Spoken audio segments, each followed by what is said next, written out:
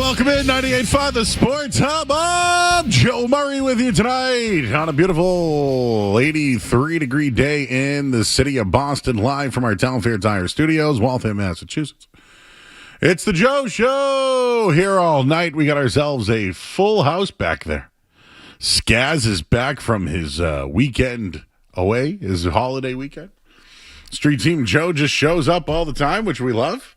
And Derek, our intern, is here. So we will be bringing people in throughout the night. We're going to talk we're going to talk a lot of basketball tonight because, oh boy, the team that is going to the NBA Finals. Yeah. The New York Knicks. We'll talk about that coming up in a bit. Also, Patriots OTAs begin tomorrow. We'll hear from Mike Vrabel tomorrow. Also, what's going on with Christian Gonzalez and his contract? And some other news in the NFL regarding contracts. How does it affect Christian Gonzalez? We'll get into that. We got a lot going on. The Red Sox currently underway right now. I'll give you the score to that coming up in just a few as well. And we're here all night at 617-779-0985. You can join us on YouTube as well. Just go to youtube.com and search 98.5 The Sports. I actually filled in yesterday morning. I was with Fred Toucher. It was fun. And I was in the YouTube chat. People love the night show. So appreciate you guys always joining in. And again, just go to youtube.com, search 98.5 The Sports Hub. And boom, you will see us right there. And I'll give you my Bally's pick of the night coming up in just a little bit because there's a big game in the Western Conference, a game 5. Very big one. So I got some thoughts on that coming up. But I wanted to start with what happened over the weekend. And the New York Knicks are in the NBA Finals. But can you believe that? Believe that, Celtics fans.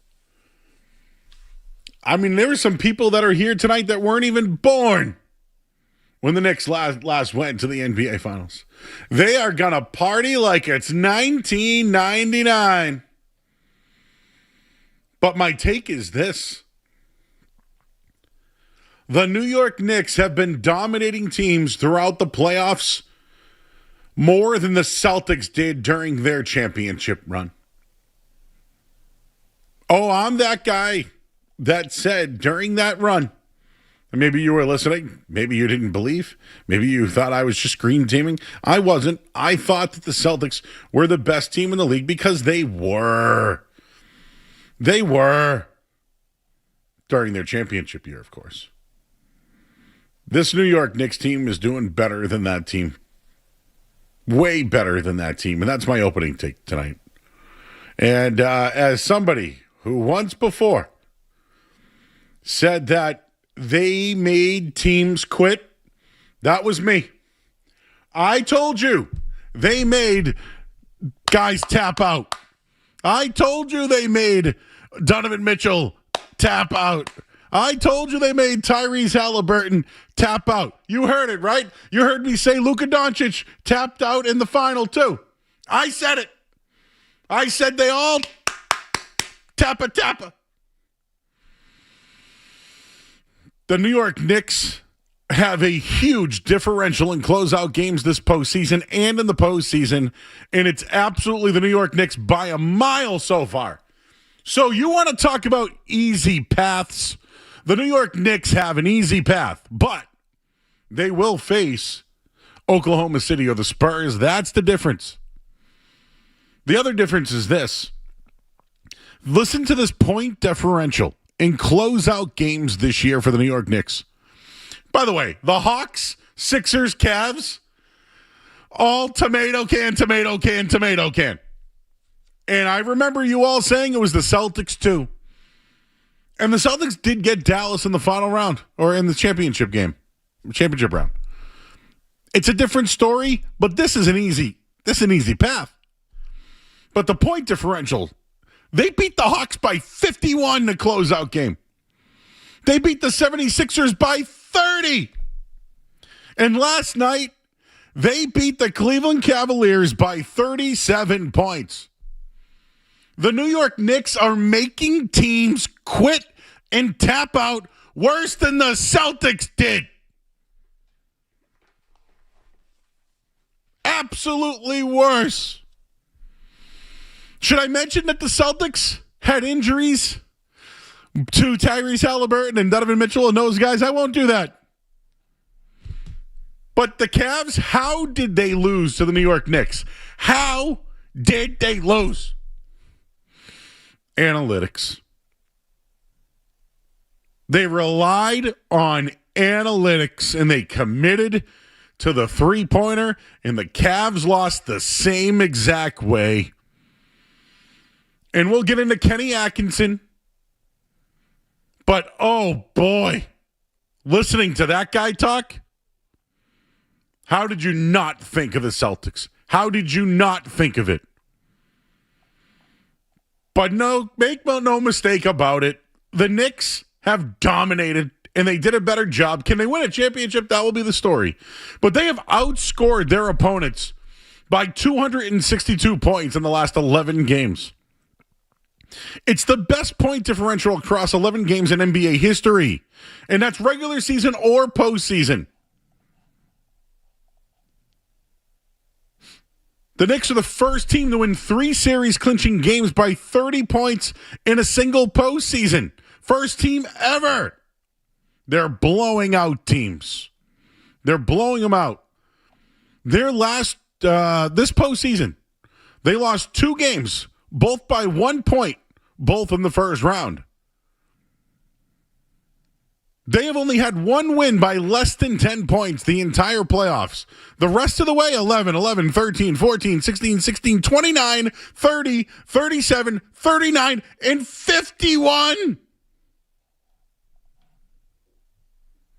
This has been an incredible run by the New York Knicks. And the same New York Knicks, everybody. The same New York Knicks that got Jalen Brunson and that traded for Karl Anthony Towns, and how many people mimicked the trade for Bridges, giving up all those first-round picks, and how it's going to set them back and ruin their franchise.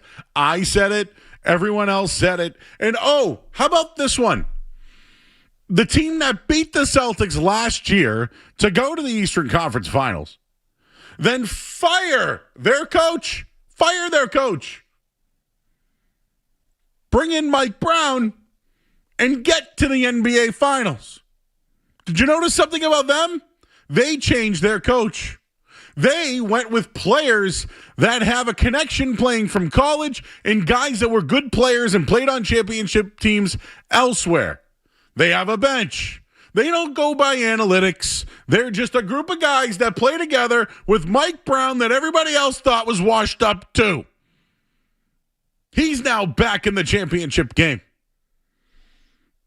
I have to give the Knicks credit. I have to, and I don't want to. But look at the way they're built. Look at the changes they made, and look at the progress that they've made. I can't help but look at their path versus the Celtics' path. And now the way that they're playing, do you think they fear Wemby and the Spurs or SGA and the Thunder? Hell no. And I'll double down one more time by taking another huge L. Wow, this is one of the worst swing and miss takes of my lifetime. I said that the NBA needs the Boston Celtics. And what a laugher. What a joke. A lot of people agree with me. You're right, Joe. The NBA doesn't want to see these teams. They don't want to see them. Oh, how I was bloody wrong. Dead wrong. The New York Knicks in the NBA Finals is good for the NBA. It's good for basketball. And quite frankly, the NBA right now needs the New York Knicks. Vomit. What a horrible swing and mistake I had. It was so bad, I need to double down on it tonight. I think the New York Knicks are going to win the world championship. I think the New York Knicks are going to be NBA champions this year. So I like to swing it around, Skaz, every once in a while. I'm going to swing it. My take, the New York Knicks win the NBA championship. We'll leave it there at 617-779-0985. React to it all you want. Hate it all you want. It's just facts regarding the New York Knicks. We'll leave it there. You can call in, find us on YouTube as well. Go to youtube.com, search 98.5 The Sports Hub, and boom, we're off and running tonight. I'm Joe Murray here on 98.5 The Sports Hub. You're listening to Joe Murray.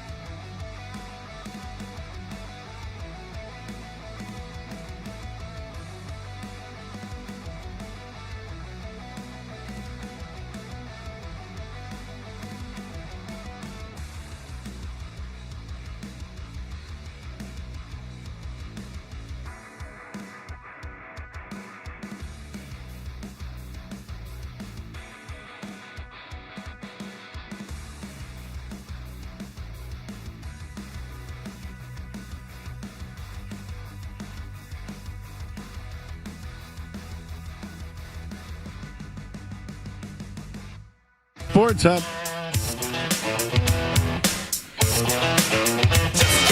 The New York Knicks going to the NBA Finals. I know, everybody. I know. I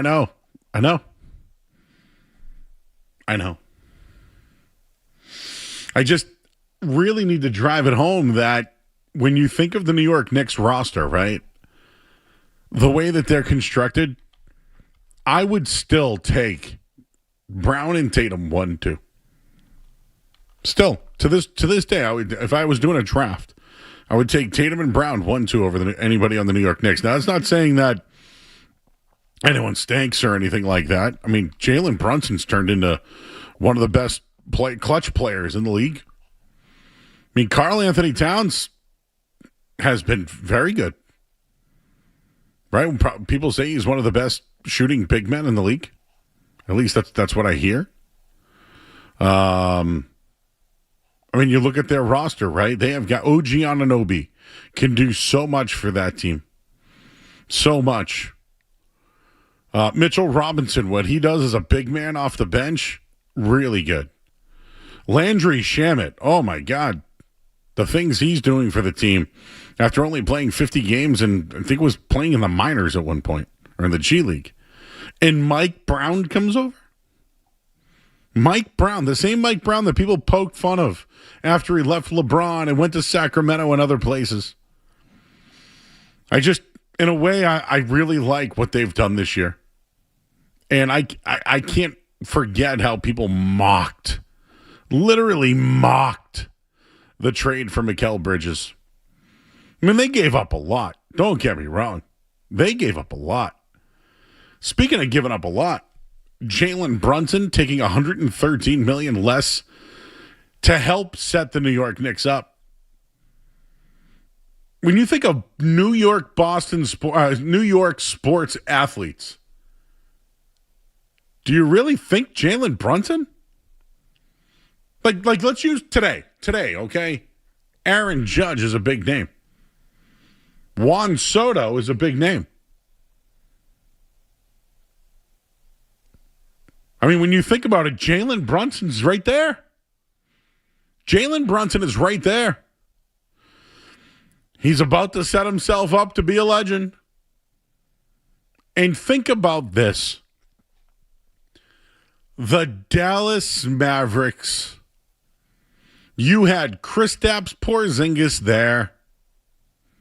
You let him walk. You let him. You moved on from him.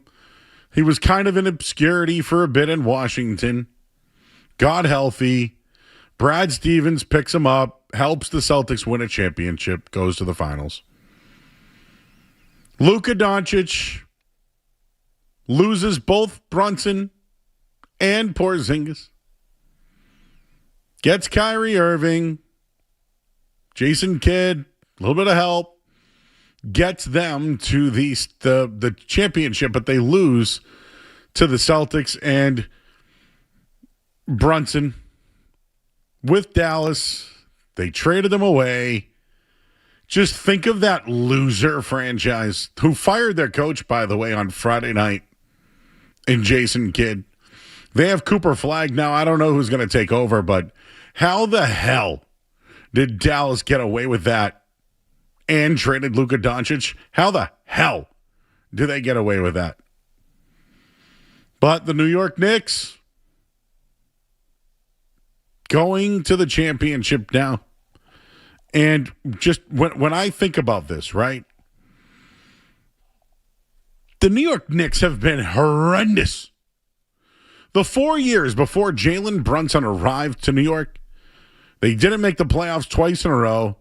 They lost in the first round, and then they didn't make the playoffs again. Since they have acquired Jalen Brunson, he's gone to the East semifinals 2 years, the Eastern Conference Finals 2 years, and this year in NBA Finals. When you think of New York Knicks in the history of the game, how can Jalen Brunson not be in that conversation anymore? I know that Frazier and Reed and Ewing and all those guys, right? They're all there. Ewing couldn't win. Ewing couldn't do it. He was surrounded by good talent and great coaching. Great coaching. And I understand he went against a generational talent in the NBA Finals. So won't Jalen Brunson. Jalen Brunson has a chance to go up against Wemby, the face of the NBA, or the two-time MVP of the league in Shai Gilgeous-Alexander. I'm on Boston radio hyping the New York Knicks right now because I'm completely shocked that it's happened. I'm shocked this is where they are right now. And my take is they're going to win the NBA championship this year. We'll see what happens in a game 5 tonight. Spurs, OKC. They're going to beat each other up while the Knicks have won 11 in a row. They're going to have the rest. Mike Brown's going to win 2. Think about that. Vomit. Oh, speaking of coaches, the NBA Coach of the Year award is going to be announced shortly. Let me know when we get an announcement on that one, Skaz. But that is happening soon. Looks like a 7:30 announcement. So we'll have it for you. Joe Mazzulla is on that list. Joe Mazzulla is on that list. And I just wanted to bring up analytics one more time. One more time when it came to analytics. Are you starting to be in or out on this thing? Cleveland had a really good regular season. They traded one of their young talents to bring in James Harden. They went to the conference final. He no-showed once again. Turnovers, little amount of assists. It's typical. It was so typical James Harden, who they still believe that somehow, some way, they won because of the analytics, or they were the better team because of the analytics. And I can't help but think maybe that's what Joe Mazzulla thinks here in Boston. Maybe he thinks that same exact thing. The New York Knicks changed their coach after losing in the Eastern Conference Finals. They kept their group together and they made it to the finals. The Celtics should consider that model. The Cavs got swept by going with analytics. Kenny Atkinson, James Harden felt like they were the better team, but trusted analytics. Just like the Celtics did. It's a problem in the NBA, and it's a problem for the Boston Celtics, and it was a problem for the Cleveland Cavaliers. And the biggest benefactor of all of this, the New York Knicks, who couldn't draft the guy right, make trades right. They fire the coaches when they don't want. Their owner stinks. Their GM couldn't make the right moves. And here they are. I'm grossed out by it. Because you want to go with analytics. Your thoughts at 617-779-0985. Can't believe I'm glazing the New York Knicks right now. But this is where we're at. All right. We'll take a break. We're going to get an announcement shortly on who the coach of the year is in the NBA. Joe Mazzulla is a candidate, and I believe one of the favorites. JB Bickerstaff, one of the coaches that is up for coach of the year. We know that the Celtics have won some other awards. Derek White, all NBA defense. Jaylen Brown made second team all NBA. Will there be another award handed out to the Celtics? We'll find out in just a bit. We'll take a quick break. I'm Joe Murray. You're listening to 98.5 The Sports Hub. Sports Hub headlines. All right.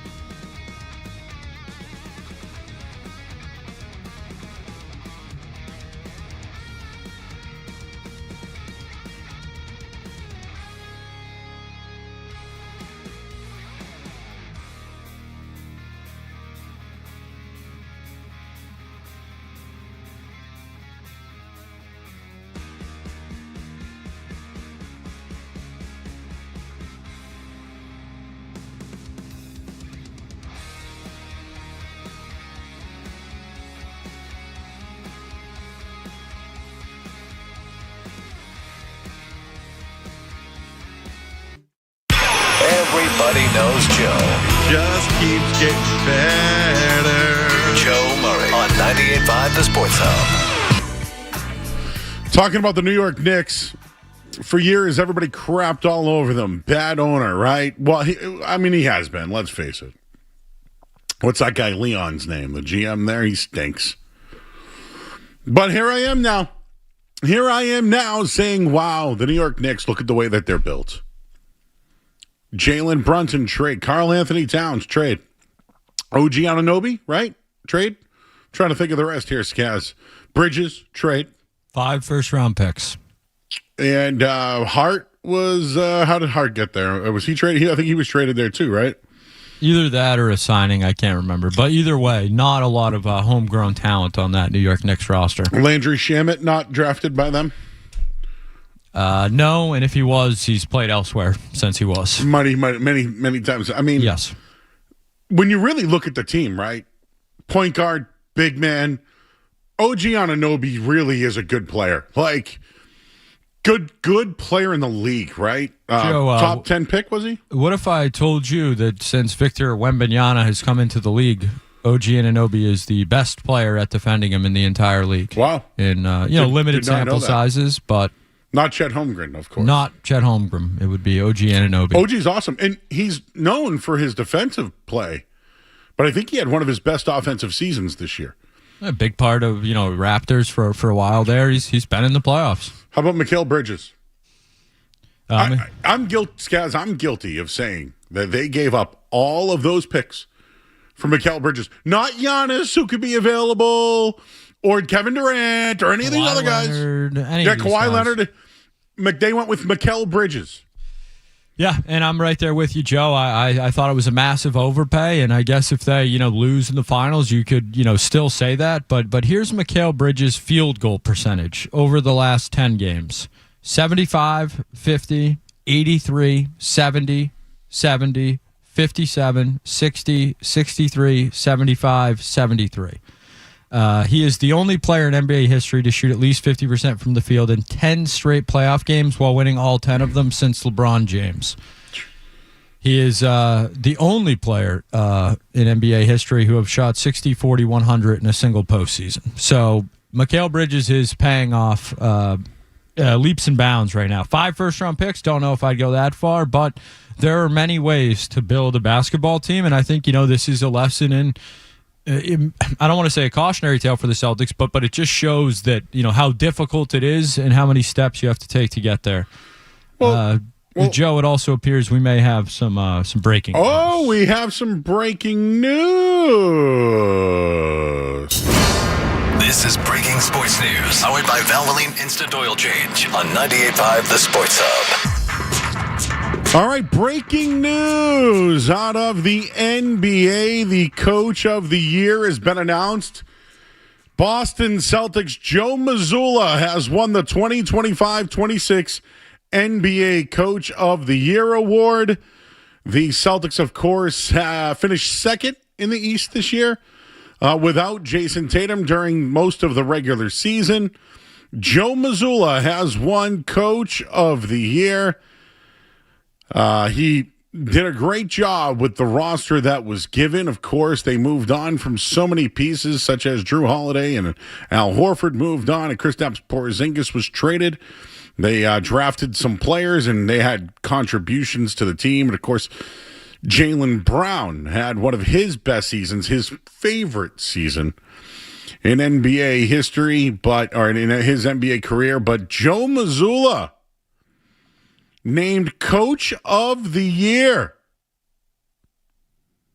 Wonder if he'll say this was his favorite season, Joe. I'll be looking for the quotes. He's talking right now with the guys from NBC and Malika Andrews here.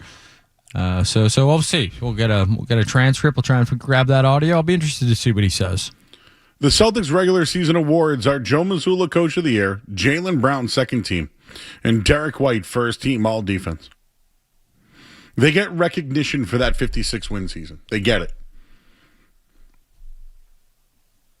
But what happened in the postseason?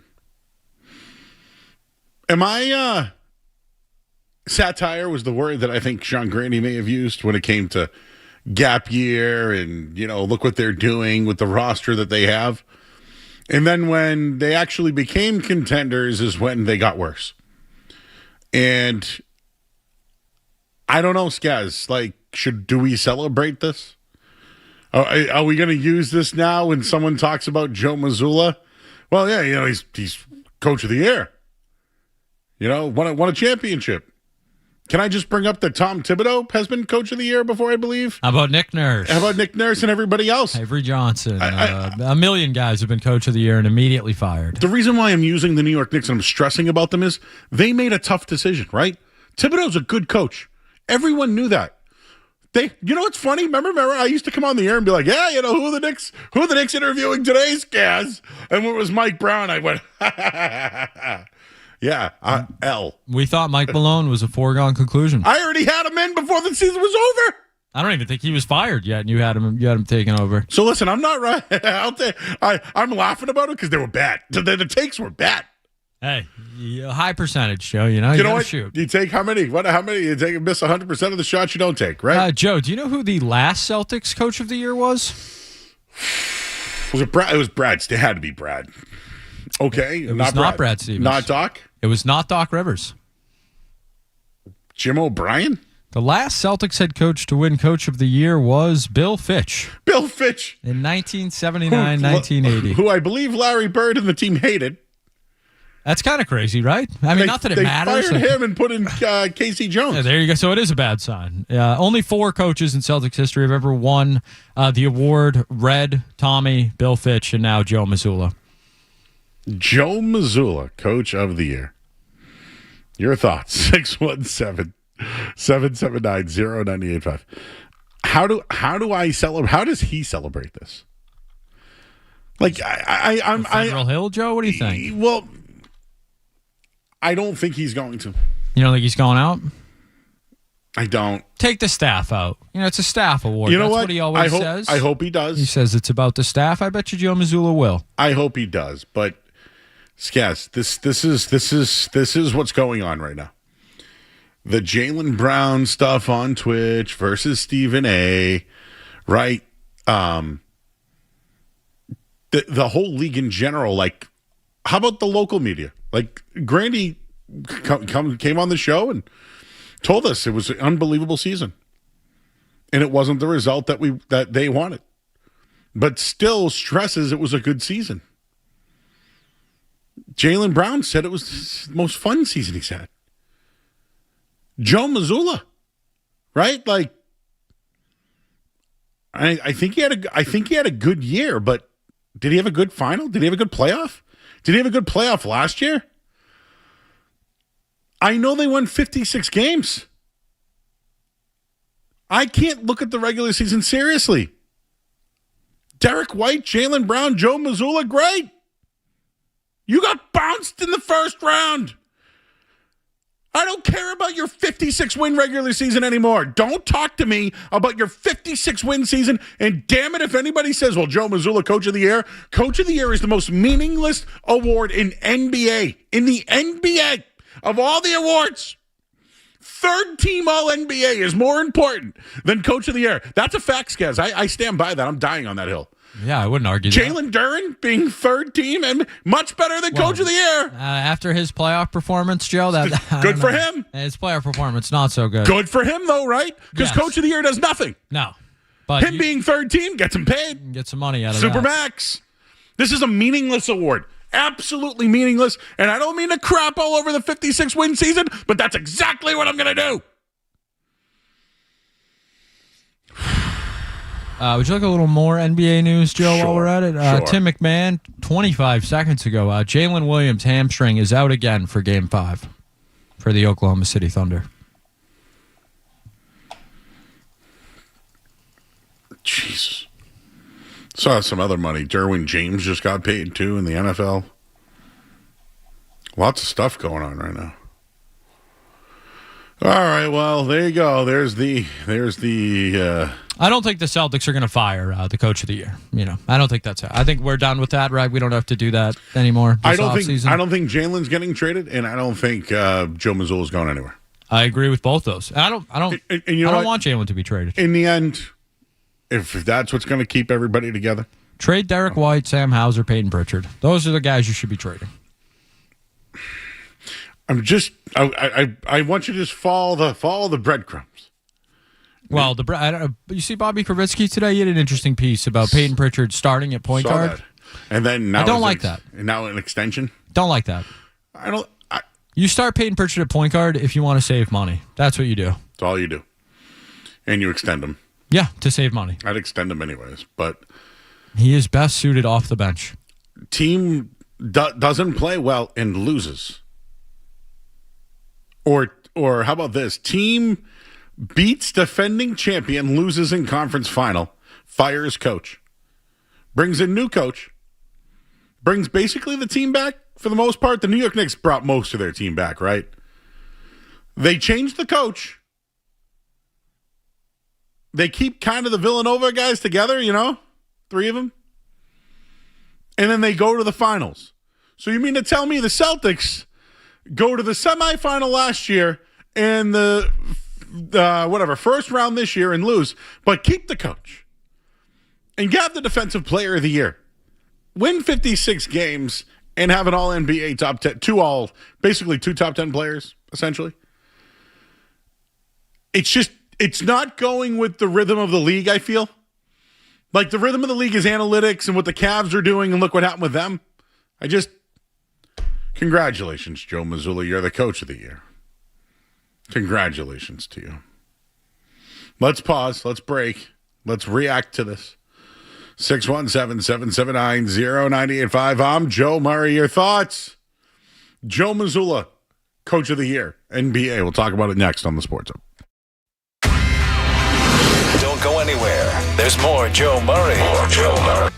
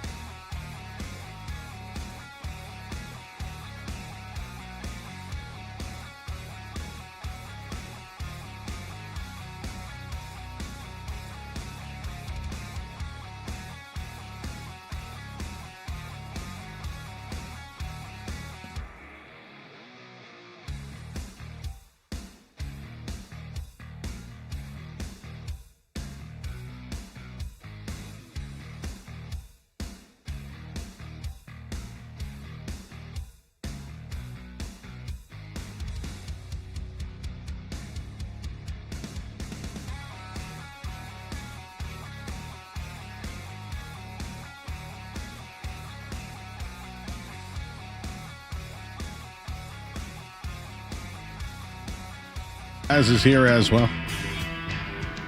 Joe Mazzulla named Coach of the Year. A regular season award that I wonder if some people just don't care about. Not sure if I do right now.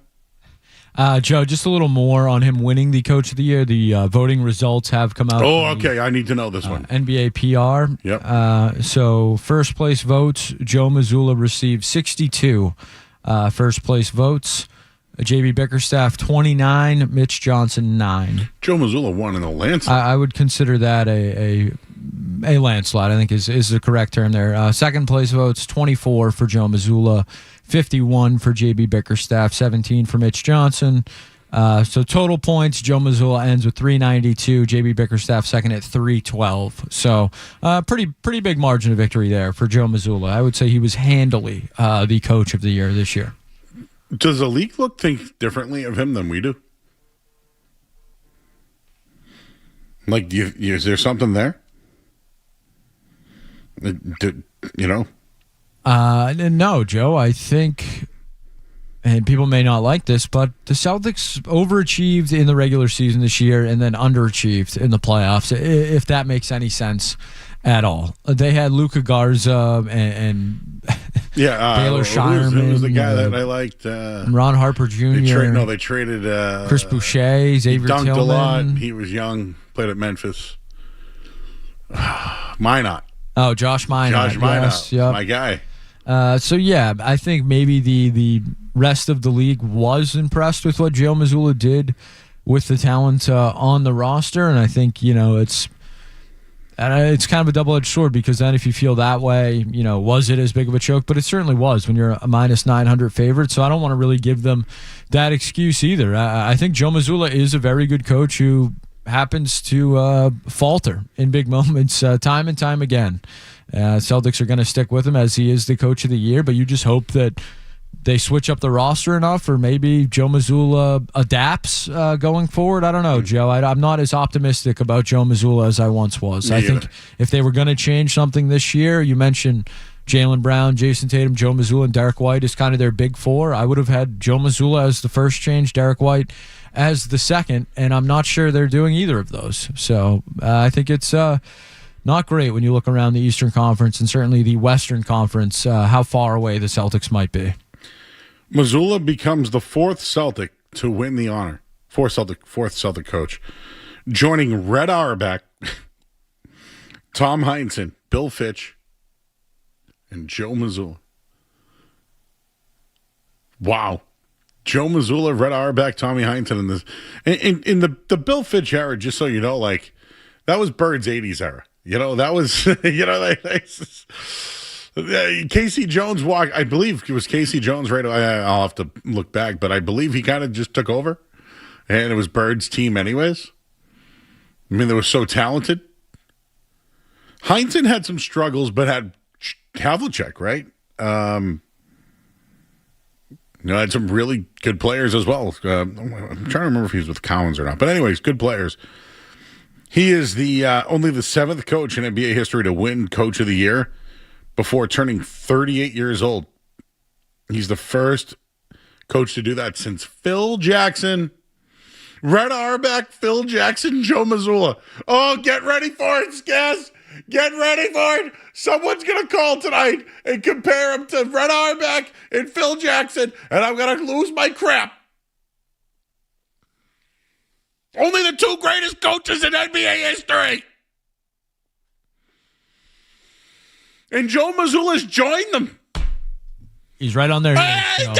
No! He's right on their heels. How can you argue with the numbers? It's facts. You've been talking about facts, Joe. Just reading the facts. The Celtics, they have the next Phil Jackson, is what you just told me. They have him. They have him. They Yep. blew it, dude. They blew it, man. I'm in the chat. Everyone's like, "Oh, here goes Joe again. New York Knicks going to win it all. Wait till they get swept in the final." Dude, the Celtics had an easy path, very easy path. I can admit it. However you get a ring, you get that ring. You had the best team in the league. You won that thing. We said they would front run their way to a title. And they did. And they did. They did. With flying colors, might we add. Yes. This New York Knicks team, I think you said it off the air, Skaz. It was what? It was the greatest 10-game stretch in the history of the NBA by point differential. Better than the 2016 Warriors, better than every team in the history of the league, New York Knicks. Now, the Bulls did win 6 out of 9? No, 6 out of 8? No, yeah, 6 out of 8, which would be very dominant. That was championships. This is playoffs in a row? Yes. Brad Stevens has spoke. This is well-deserved recognition and a testament to both Joe and his staff. With all our unknowns entering the season, Joe did a fantastic job building and growing a team.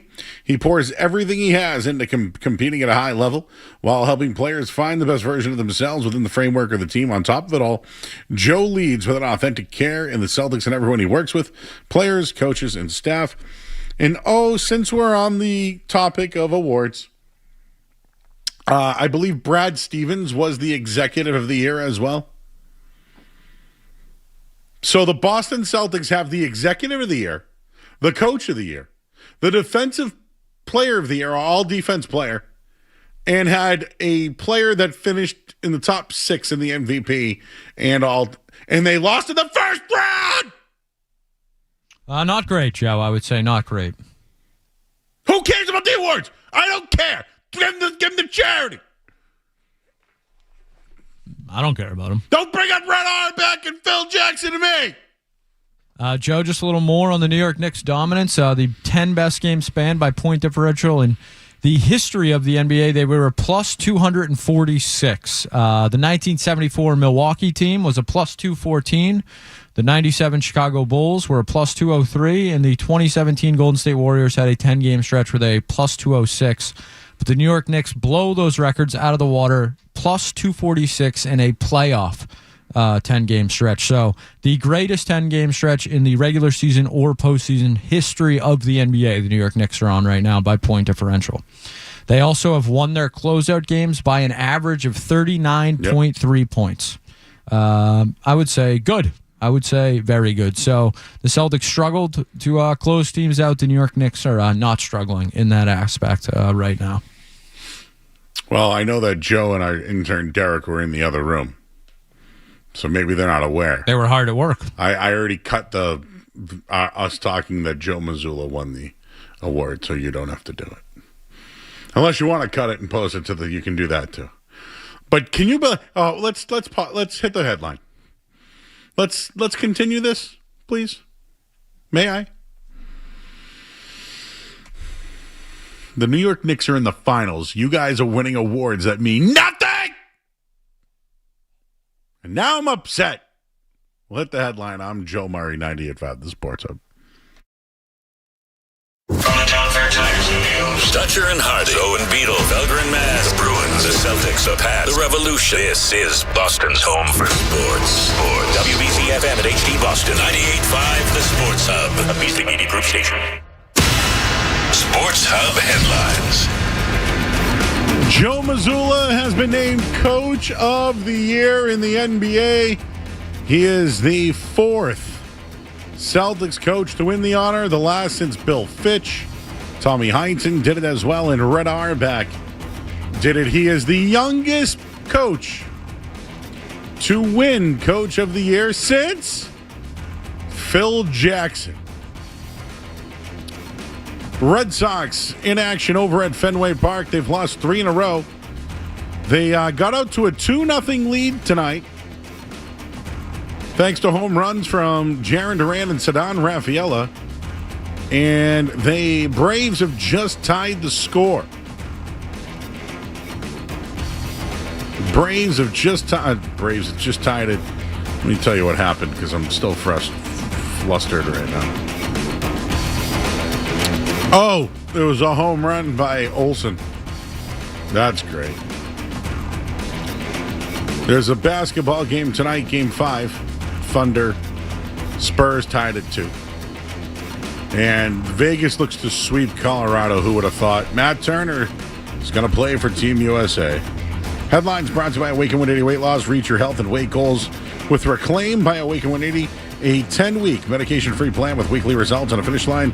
Awaken180weightloss.com. I'm Joe Marty. Listen to it, laugh at it, get mad at it, agree with it, argue about it. It is Boston Sports. Boston Sports. And it is all we do. 98.5, the Sports Hub. Hey, Tom Brady MVP in 2007. What happened? You care about it? Record-breaking. Do we go back and say, man, that Randy Moss? No, all we talk about is them losing the undefeated season, so we talk about. You think when the awards happened, I wonder if Brady even showed up to the damn thing. That award is meaningless. That is like when you win when you get like the AFC Championship Award. Who wants that thing? I almost hope Joe Mazzulla rejects it. We should text Zoe. Hey, Zoe, text Joe. Is he going to accept that thing or donate it? 56 wins. Nobody thought he could do it. They lost in the first round. All defense. Derek White. Most blocks for a guard ever. Derek White. Defense. He couldn't hit a shot in the playoffs. Brad Stevens, coach and executive of the year. Look what he did. He saved $300 million. It's a miracle. It's a miracle. They lost in the first round of the 76ers. Jaylen Brown, All-NBA. He got screwed out of being All-NBA. He's second team. It was his greatest season ever. He got bounced at home. Bounced. And he's all over Twitch. To credit Street Team Joe, he's done more Twitch appearances than playoff wins this year. Yeah, that happened, Joe. So now they got 4 awards in the offseason. Again, more awards than playoff wins. You should be ashamed that the New York Knicks are in the finals and you're collecting awards and you're sitting at home. I'm very mad about this, Skaz, now. I'm mad. This is what happened. We're doing shows every night. I'm complimenting the New York Knicks. This is sad. This is bad. No. It's like, when you get the dog leash and you're like, no. Coach of the year, 56 wins. Blah. Look at all the awards. You can't hit a shot in a game 7. I didn't think I was going to react this way. I honestly didn't. I'm not happy right now.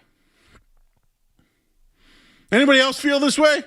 I don't care about your stupid awards. They should melt them, right? And I don't know. Make like a 3, just shoot better, will ya? Or how about you don't shoot threes anymore? How about you put a nice little melted gold line in front of the 3-point line and say, don't shoot behind this. Anything to add, Skaz? No, not really, Joe. I think you kind of handled that one pretty well. But just to, play the other side of it, did the Celtics not overachieve in the regular season, Joe? Is Joe Mazzulla undeserving of this award?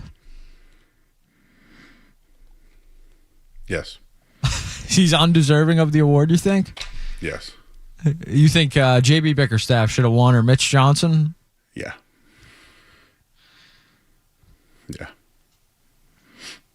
Joe wouldn't have cared. No. None of us would have cared. You think I'd be on here being like, Joe Mazzulla got screwed by J.B. Bickerstaff? You think I would be doing that right now? I may have, depending on what else was going on. But, you never know. But if you want to do Cade Cunningham instead of Jaylen Brown, I'll do it. I don't care about Joe Mazzulla winning Coach of the Year. I don't think he does either. Executive of the Year, Coach of the Year, Defensive Player, Top 5 player, and Top 6 player in the league, Top 10 player in the league. And you got bounced by the 76ers who got swept? Badly. Historically swept. And then the 76ers, who got swept as well, they stink too. Also stink. They stink. So the Celtics don't stink. No, they stink. Because they won all those awards in a regular season. That means nothing. The regular season means nothing. It means nothing. Wait, what does it matter anymore? What does it matter? Go get who you want. Play them. Trade everybody. Get under the tax. Get all you guys lined up for the playoffs and go win.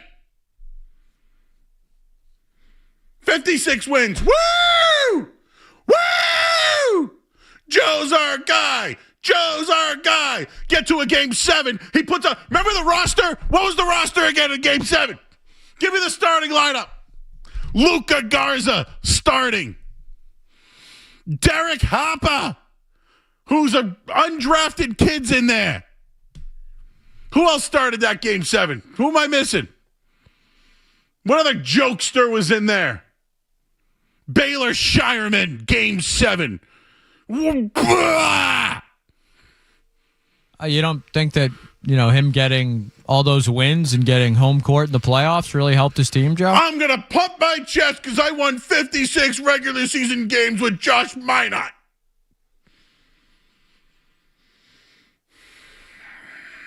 They got home court, though, Joe. And they lost at home. I really want to swear. Do you ever really just want to swear? I had a couple callers ask me if they could swear on the air earlier. I had to tell them no. But thank you for asking. I do appreciate the ask. I can't think. In my lifetime, I've done radio almost 20 years. I can't think of a more meaningless award that shouldn't have been accepted. Do you think they voted on that award before or after his Game 7 starting lineup? Before.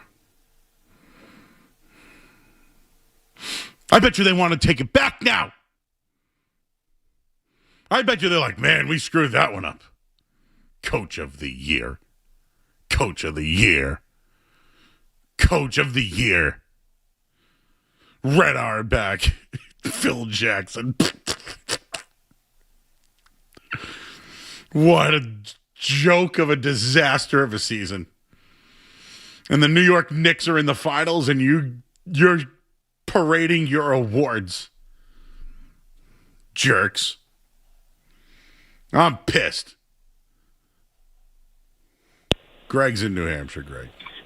I called specifically because of the fact that I came home from a nice dinner with my wife and popped you guys on because I just love the program. You guys are the best. I compared you once to a mixture of Ted Sarandis and Eddie Andelman, and you didn't like it so much, but I just think you got the best personality in Boston radio. Thanks, and just man. Keep people entertained.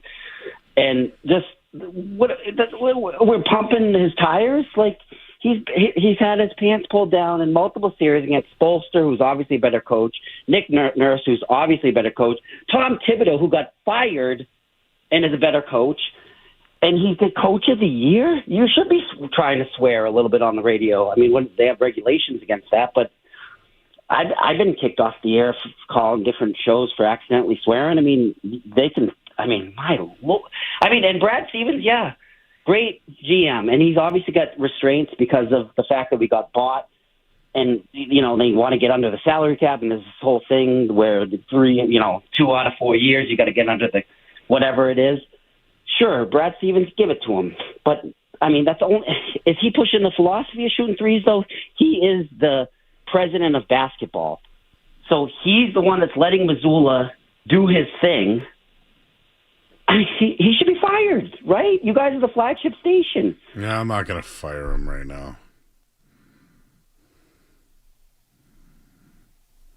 I'm not going to fire him. Oh, would it be great, though, dude? Just think of it. Just imagine. Just imagine. I don't know. Something happens. They make a trade, and they fire Joe Mazzulla. Hey, Derek, our intern. Last time a guy won the Coach of the Year and fired in the same season, and I think it was that dude. Dwayne Casey, Dwayne but I Casey. don't know if it was the same Can year. you look? Might have been Can you the look year that up? after. Yeah, we were just talking about that back here. Yes, But imagine, like, hey, we've decided to move on from Joe Mazzulla. I crashed out, didn't I? you crashed out, and I got Street Team Joe back here trying to replace Joe Mazzulla with Chauncey Billups, who I think has enough. He's going to jail, Joe. He's literally a known thief. He got caught gambling. Dude, he got caught so bad, he brought his friends in. And they were like, hey, you guys got some big spenders, huh? He set up all his boys, too. He is not going to be the coach. Sorry. He's got a more chance of going to jail than being the next Celtics coach. Dwayne Casey was fired the same year he won Coach of the Year. That's diabolical. Oh, so diabolical. Can you believe that? Can you believe this team? 4 awards. 4. Which one didn't they get? Oh, MVP. All right. He got screwed. I mean, he was on there, right? No. Jaylen Brown was on the ballot. He was on the ballot. Not a finalist. 6. He was 6th. Not a finalist for MVP. 6th. He was not a finalist. 6th. He was not a real MVP candidate. What award didn't a Celtic win this year or come close to? Give me one. Rookie of the Year? Hugo Gonzalez was on the damn list. They had Neemias Queta on Defensive Player of the Year list. Yeah, Tatum should have been the comeback player of the year.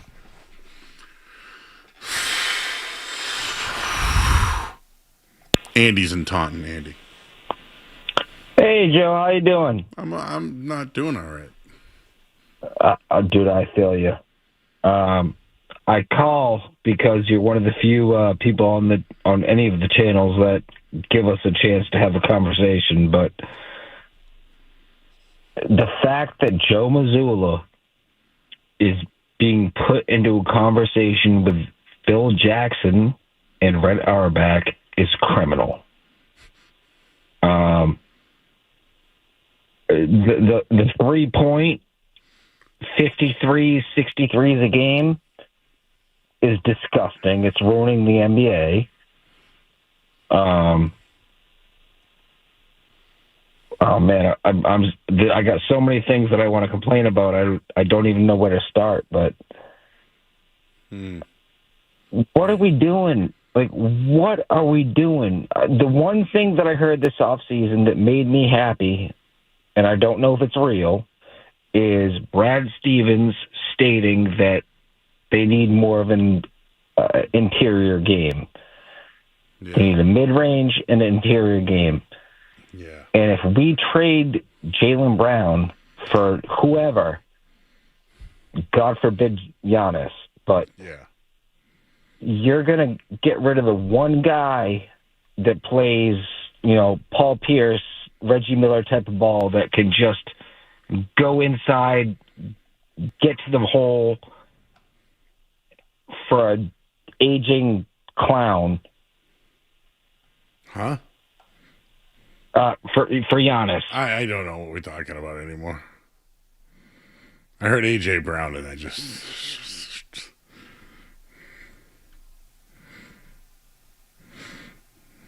I don't like any of this. What do you think, Justin? Hey, Joe. I think it's the regular season award. And I just want to let you know, on Thursday, I will be on the NBC Sports Boston YouTube channel with Caleb Burton on Thursday, so check that out, Joe. You better ask her about her feelings about Joe Mazzulla winning the coach. Yeah, I will. Because I'll be honest with you, Joe, I think it's a regular season award. I think it matters more what you do in the playoffs and where they struggled and fell in the first round. I just don't feel like. I think it should be more of a postseason award, Joe. I'm on record as saying that. All right, Justin. Thank you, buddy.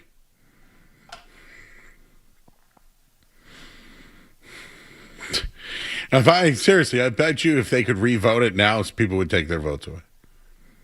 56-game regular season. Everybody,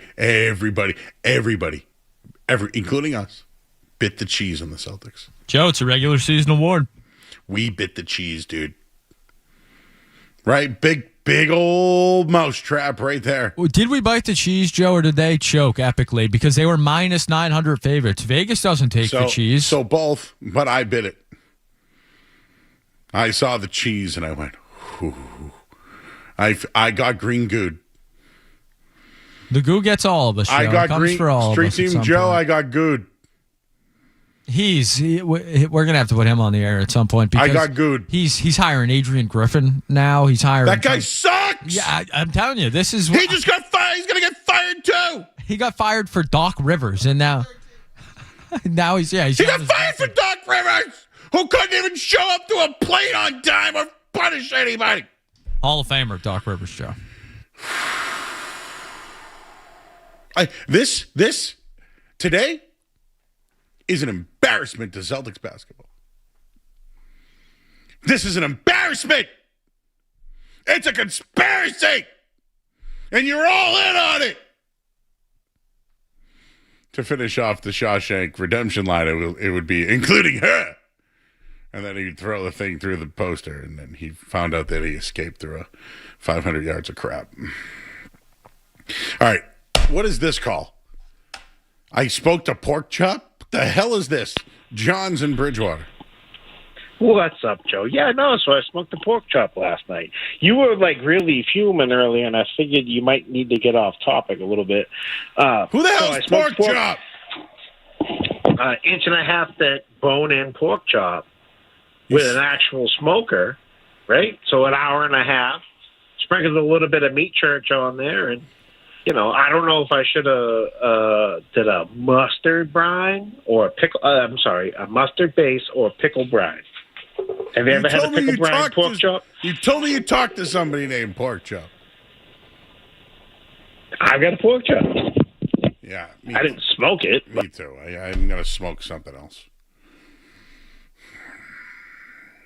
Not the time for this. Not the time for this. What the hell was that? I'm one more time. Executive of the year, coach of the year, defensive first team, NBA and all NBA 2 team, 6th runner-up for the MVP. What other award? What else happened? Did somebody win some humanitarian award too? Give me another award.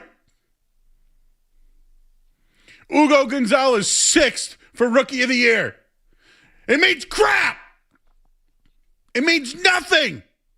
The regular season means nothing. These awards mean nothing.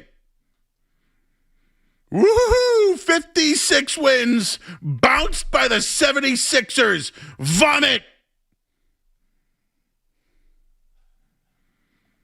I hate this.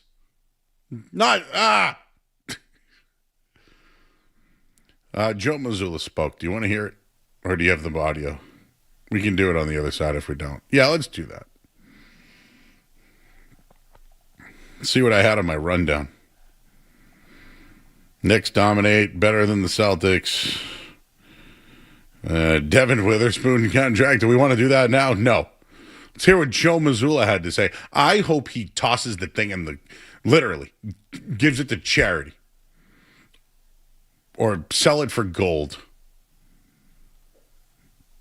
Red Auerbach and Phil Jackson.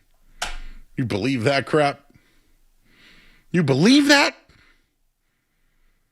Joins Red Auerbach and Tommy Heinsohn? Youngest since Phil Jackson? Get out of here. Take a break. We'll hear what Joe had to say next. You're listening to Joe Murray on 98.5.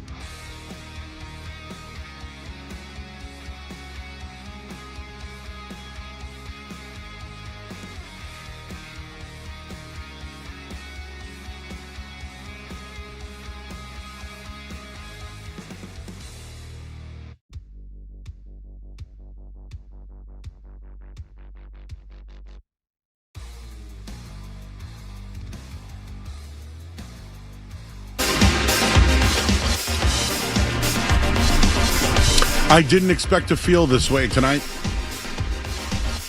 I was feeling good about the New York Knicks, the way they built their team, having, just the feel-good story of Karl Anthony Towns going to a final, Jalen Brunson going to a final, Bridges in that trade. How about Mike Brown? How many times have we laughed at that guy? How many times have we said that James Dolan is a horrible owner? We've said it so many times. And that's the team that has now lapped the Celtics. And tonight we find out Joe Mazzulla, Coach of the Year, after winning 56 games. I'm not really sure how Joe Mazzulla would react to it. I wouldn't take the thing. I would hand it off to somebody else. But, Skaz, you said Joe Mazzulla has spoken. Why don't we hear what Joe Mazzulla had to say tonight? Joe Mazzulla, who now joins Red Auerbach, Tommy Heinsohn, Bill Fitch, as the only coaches of the year in Celtics history. And the youngest coach of the year since Phil Jackson. Yes, I said Red Auerbach and Phil Jackson, the two greatest coaches in NBA history. No argument, right?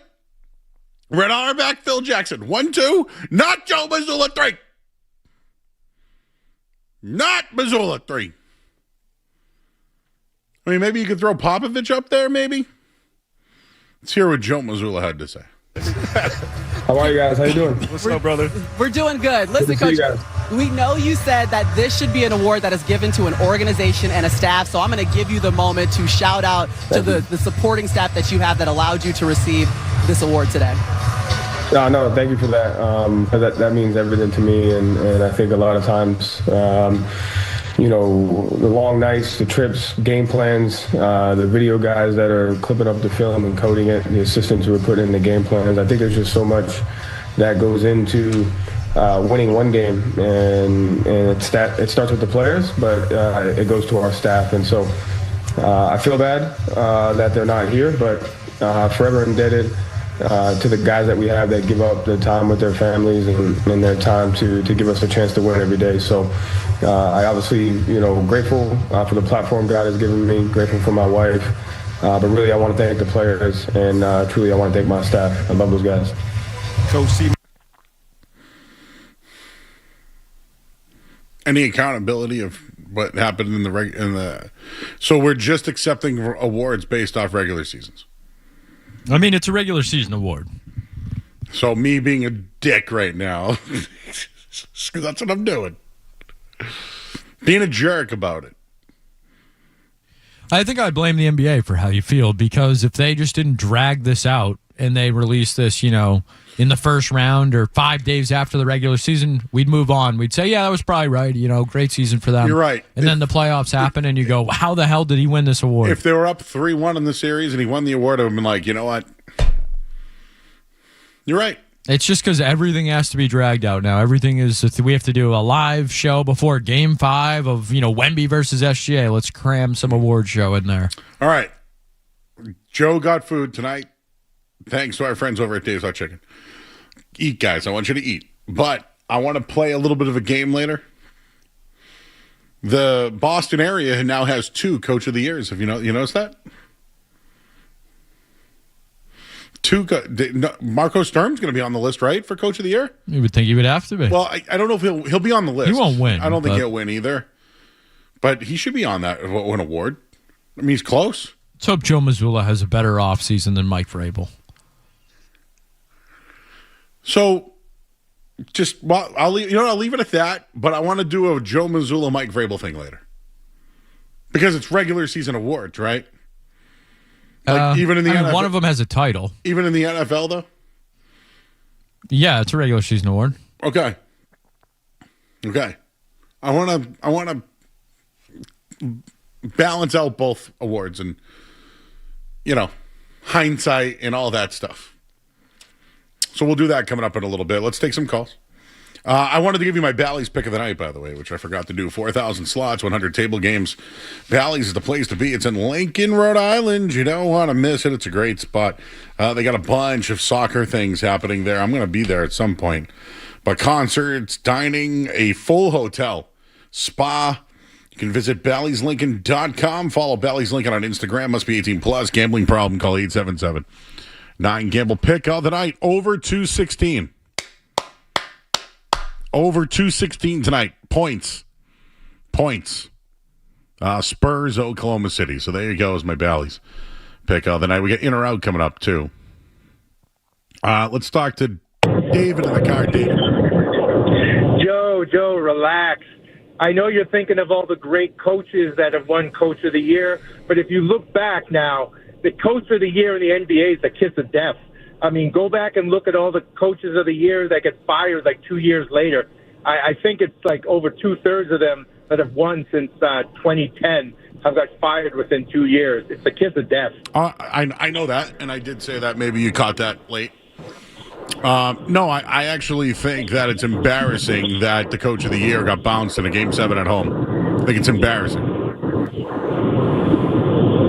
Yeah, I know, but you know what? I think we all kind of... but wait, hang on. Yeah, I know, but... Don't give me I know, but... He's over his head. He gets the award. I don't care! No, Derek, don't let anybody call in tonight and say, yeah, I know, but... No. Yeah, I know, but... No. No buts! Maybe we can make that one a sticker. No buts! Always ask. Always. Thank you, Stephen A. Thank you, Stephen. El Chapo.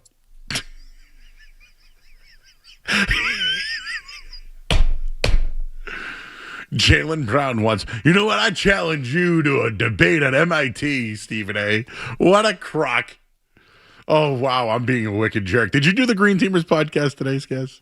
Yes, we did. Oh, you guys, you little early bird gets the worm. Oh, it'll be out at 10:30, 11 p.m. tonight as soon as the Joe show ends. Dude, you could be sharper than a knife right now.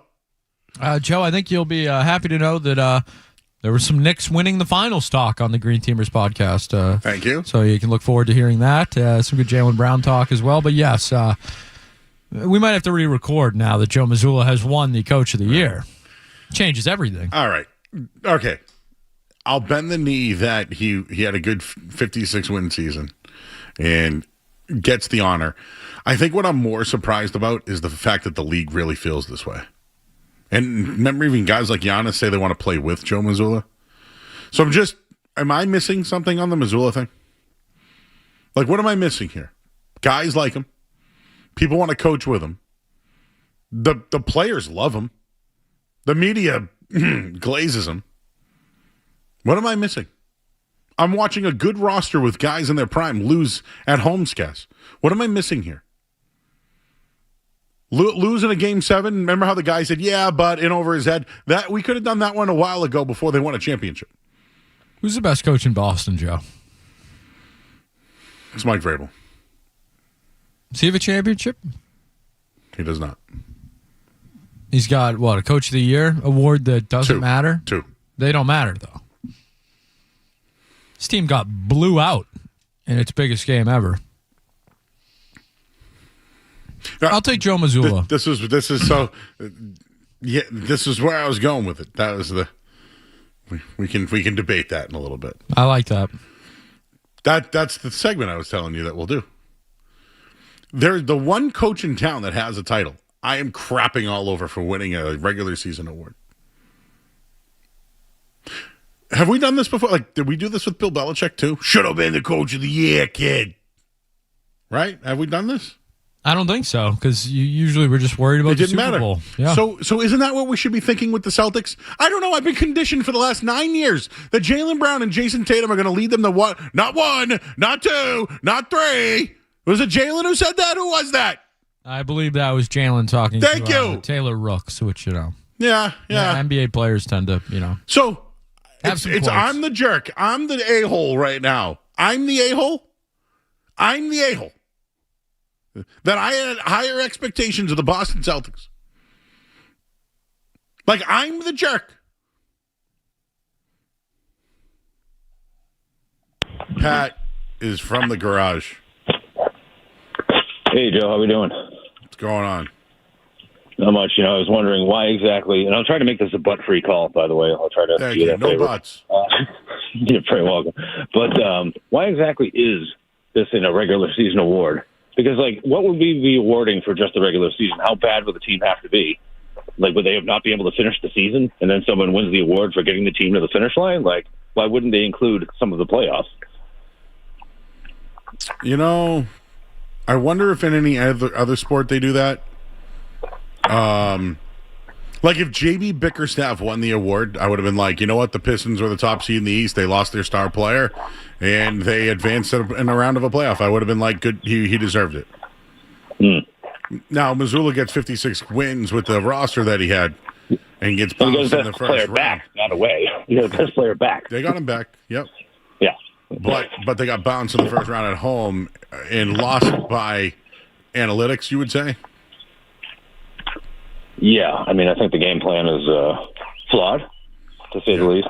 And we saw what happened with the Cavs, right? They had the same game plan, and they lost. Yeah, when you don't adjust, it's not a good sign, Yeah, but again, Coach of the Year now in the same conversation as Red Auerbach and Phil Jackson.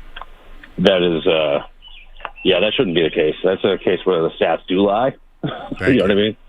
And who votes for this? Doesn't this kind of make the voters look dumb? Is it the media or other coaches? Who did? Because I know voted for a team who hasn't played in 3 weeks. You know what I mean? Yeah. In fairness, it was a regular season award that they voted for a lot earlier.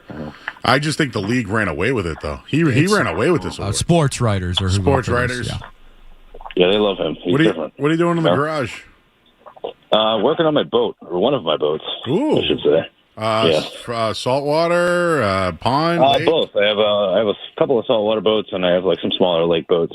These aren't I don't know what that rent-a-boat place is, or not the Freedom Boat Club type boats, but you know what I mean. Proud partner of the station. Do you have one of those underneath things with a bathroom down there? Oh yeah, it's nice, kitchen, bathroom, all that good stuff. Where do you dock out of? On the Taunton River in Dighton. Dighton, wow. Dighton. Yeah, which surprisingly is a great place because you get right out to Mount Hope Bay and Rhode Island and all the good places there. It's great. We have an intern who lives in Hanson. Do you know where Dighton is? He doesn't know where Dighton is. Forget it.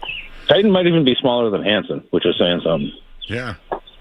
Well, all right, man. Aye, Captain. Thank you very much for calling in. Hey, you're welcome. See ya. Appreciate you. What you need is a friend with a boat, bro. Dighton and Hanson, not too close to each other.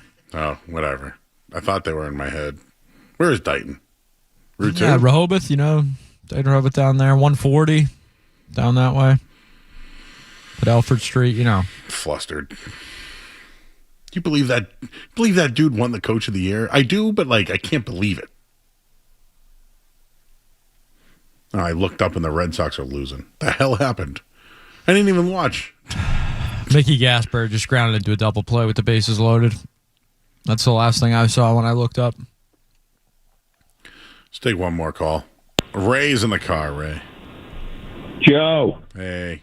Listen, you're ultra entertaining as I'm smoking my cigar.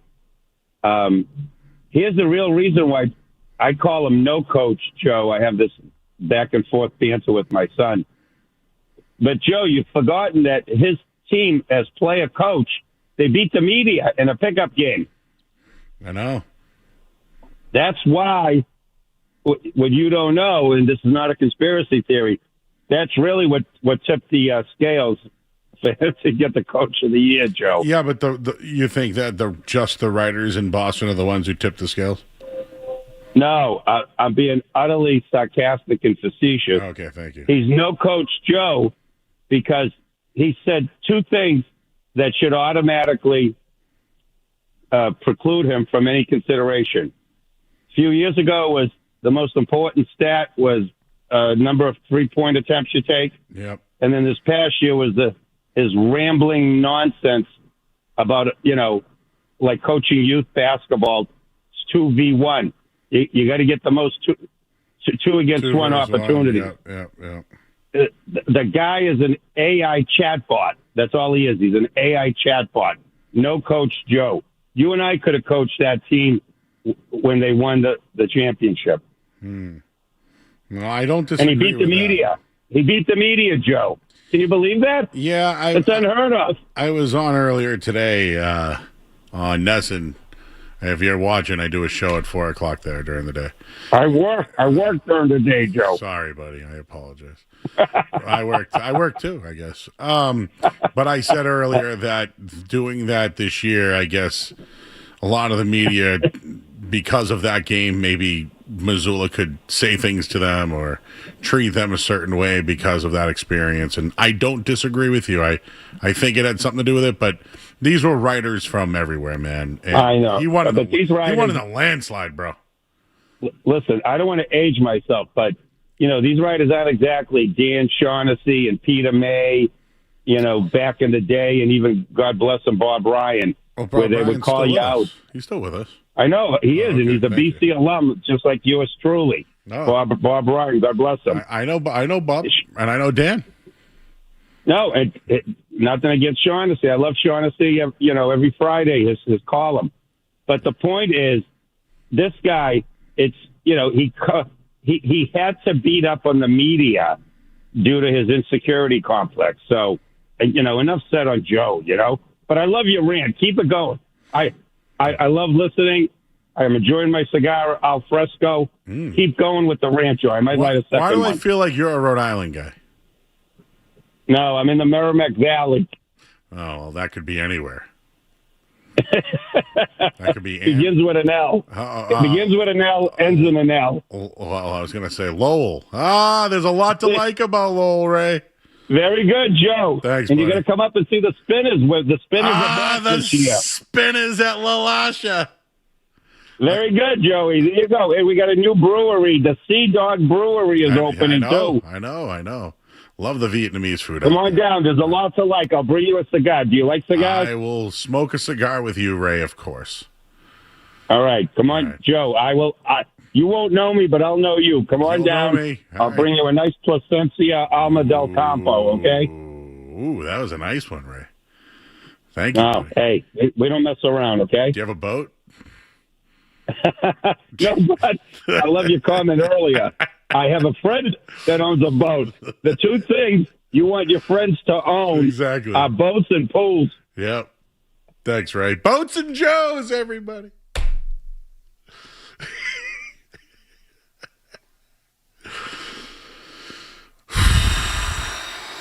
All right.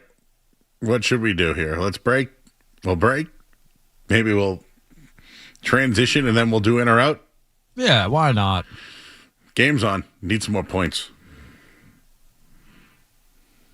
How's the Daves? Rave reviews back here. Rave reviews, as always. Everyone's quiet. We're going to send Street Team Joe in the studio for in or out. All right. He's got takes tonight. He's riled up. All right. We'll take a break. Hit the headline. I'll give you the score of the Celtics. Not this. No! The Red Sox. I'm mad. Oh, by the way, I listened to a lot of the Drake album today and last night. What'd you think? I'll tell you soon. Oh, well, big market teaser. You listen to Iceman or just all three albums? I've listened to the first album, which is that Iceman? He said Ice in a couple of the songs. All right, so then I would imagine that was Iceman. Okay. Yeah, the one with the chain and the... Yep. Yeah, like with Janice. And, yeah, that's the best song, maybe. Shabubu. No, Shebang. Shebang. Great, another good one. Shabubu. Yeah, close enough. We got to go to break. I'm Joe Barger on the Sports Hub. Sports Hub headlines.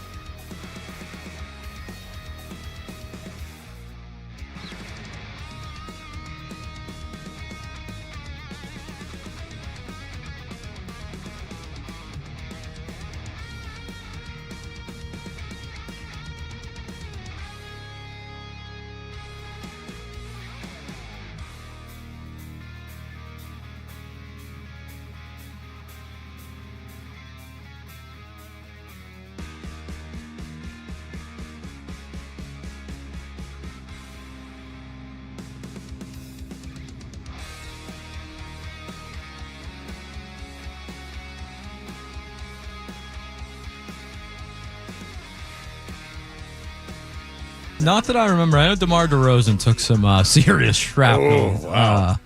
But other than that, I don't know. I know DJ Khaled took some hits, probably rightfully so. But yeah, DeMar DeRozan seemed to be the big loser of the album. Trying to think of a Jaylen Brown line. It'll come to you. Yeah, the energy is shifting, but what are you doing in a game 7-ish? Oh, that was I could keep going if you want me to, but I won't. I heard our intern Derek is somewhat of a ghostwriter. Is that correct? Joe, what do you mean by that? I've been told that you could. Well, I haven't even been told. I've read that you are a person that can reenact scripts. I need more context. What do you mean by reenact scripts? I was told that you are very good at plays. Yeah. I've done musicals for a very long time. So you are very good at being directed on how to dance and sing during musicals. Yeah, dance, sing, acting. Didn't I say that? I mean, you were being very indirect about it, but yes. Yeah. He didn't know what I was talking about. I didn't know what you were talking about. Okay. Maybe you missed this the other night. I told you his whole family's following me on LinkedIn. That's right, yes. So the Olsen clan he there. talked about all these things that he's done. What have you done this year? What was that LinkedIn post that you put out? I can pull it up if you need me to. Go ahead. Yeah, sure. But I didn't know that you. He was in let's see, I remember some of this. He was in a production of a chorus line. Yeah, this year, there you go. I'm sorry, what? He was in a chorus line, Joe, at BU, I believe. Yep. What is that? That's pretty much all. I think it's a musical. I don't know what it's about, but I know it's a musical. I'm going to guess it's about a chorus line? Yeah. It's like 19 people in New York in 1975. They're auditioning to be in a chorus line for a Broadway production.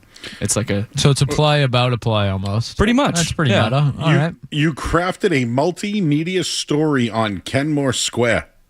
Yeah, that's true. They're on Marmon. Marathon Monday. Never heard that shortened to that before. Thought it was like an animal or something. That's a BU term right there. Marmon? Marathon Monday is called Marmon for BU students. That's like the closest we get to a holiday for us BU students. Like that's the biggest sense of school spirit right there. We don't have enough time for this. No, that's okay. Certainly not. Treasure of BU on Broadway? Yep. And you have a nickname. Yeah. Guess what his nickname is? Deke? Mr. Moneyman. Mr. Moneyman? Mr. Moneyman. Is that, what's the reasoning behind that one? From the treasurer position, I handle the money. Okay, all right. I'm getting it. A little Monopoly man here. Yeah. I need to know what this remote pit is. Okay. So usually, it's the student theater. It's this very small black box theater that seats 100 people. Usually backstage, we have the pit.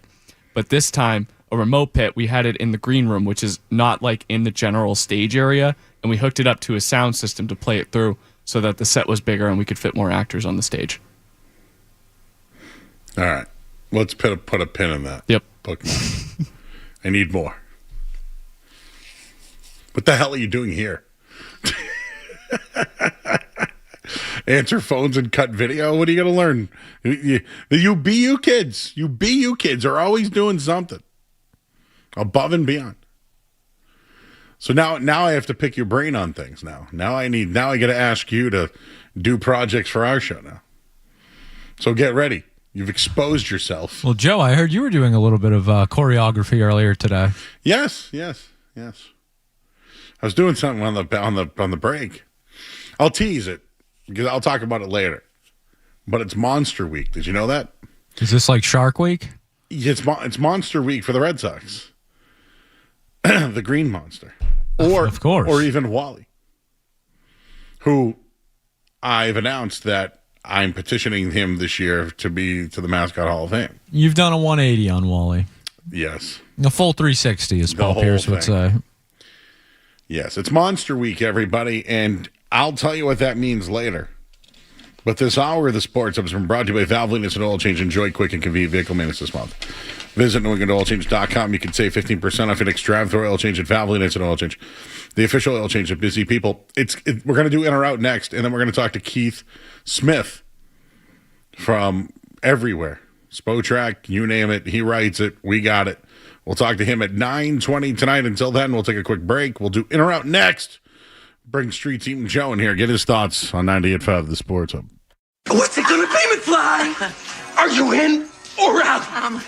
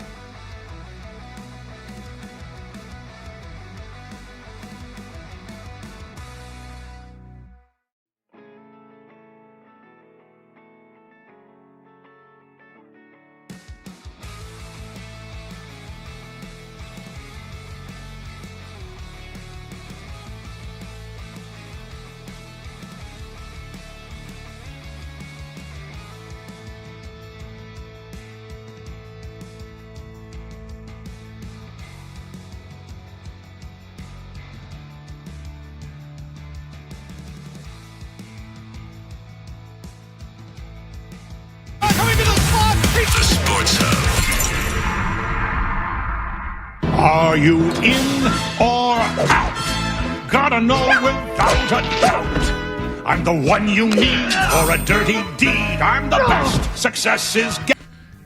But yeah, I mean, look at the Rockets and Skaz was They were like, up over the. He's been exposed this He has year. been. All right. People are wondering if I play the Puerto Rican song. What the hell's that? Oh, is that the one that Zoe plays? Yeah. That song sucks. It's AI, Joe. It is? I believe so, yeah. No, they had a guy on who made Yeah, I think it is a real song. Yeah. I was asking Sounds like AI. Skaz I think it's AI. and Derek for help with Song of the Summer. No one's got anything. No one's for got it. nothing yet. I'm not helping you, Joe. It's No, nothing I don't there's have no anyway. song yet. Shebang Well, Bang? hold on. We'll get to this in Shabuzi? music. No. What the hell's the name of that song? We have Shebang. Shebang. We have more to get to with Song of the Summer and Street Team Joe. He's running a dirty campaign already, is what I'll say. But we have to get to In Yes, or Out. In or Out. We Let's have do this. Keith Smith joining us shortly. Yes. But we've talked a lot of NBA tonight, so why not start there? The Cleveland Cavaliers said, Kenny Atkinson, you're a moron, but we'll bring you back. Are we in or out on the Cleveland Cavaliers bringing back Kenny Atkinson, who said, on paper, the Cavs basically won the series? Yeah, analytics, my ass. You suck. Out. I think I told this to Skaz. Remember when he said analytics-wise, Derek White is a top 5 player in the NBA? He said that earlier. Like, this guy's delusional. Maybe you trade him, Derek White, for Evan Mobley then. Oh, yes. Derek White's Yeah. so good. In. Yeah. Fix the Celtics. Throw in Jared Allen, too, if they can. I like him.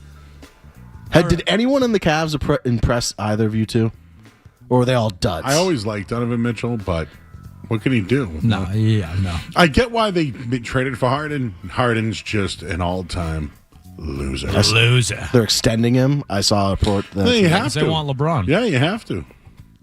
Who said he will not take a pay cut to go to Cleveland? Jalen going to work out with him this offseason, too. Yeah, that'll be good.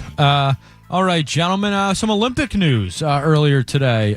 There will be a American Ninja Warrior style competition brought into the next Olympics to replace equestrian. Are we in or out on American Ninja Warrior style obstacle courses going into the Olympics? Are you familiar with what they are? Oh, I know. Yeah. I think late night TV. I mean, that's kind of our bag. I used so. to watch a Japanese version. Well, there was MXC back That's in the what it day, was, which yeah. was legendary. I used to get yeah, Kenny Yamaguchi. Oh yeah, me too. I used to watch that. That was what you Blankenship? watched at night when you wanted to get stoned. Yeah, Guy Lafleur. Yeah, no, that was the best. That was hilarious. Outstanding. I sometimes couldn't go home It was because all I had to dubbed watch over, that. yes, Make yeah. sure the guy finished the exercise. These people are actually trying to finish the Yes. race. Though, So this will be for Olympic gold. I believe so. It's not a bad Olympic sport. I'm not out on it. How about that? Can't be worse than the breakdancing. I'm not out. So you said you watched this, you would get stoned and watch Yeah, this? the Japanese one was MXC, Most yeah. Extreme Challenge. You should look it up, Joe. It's on some streaming services.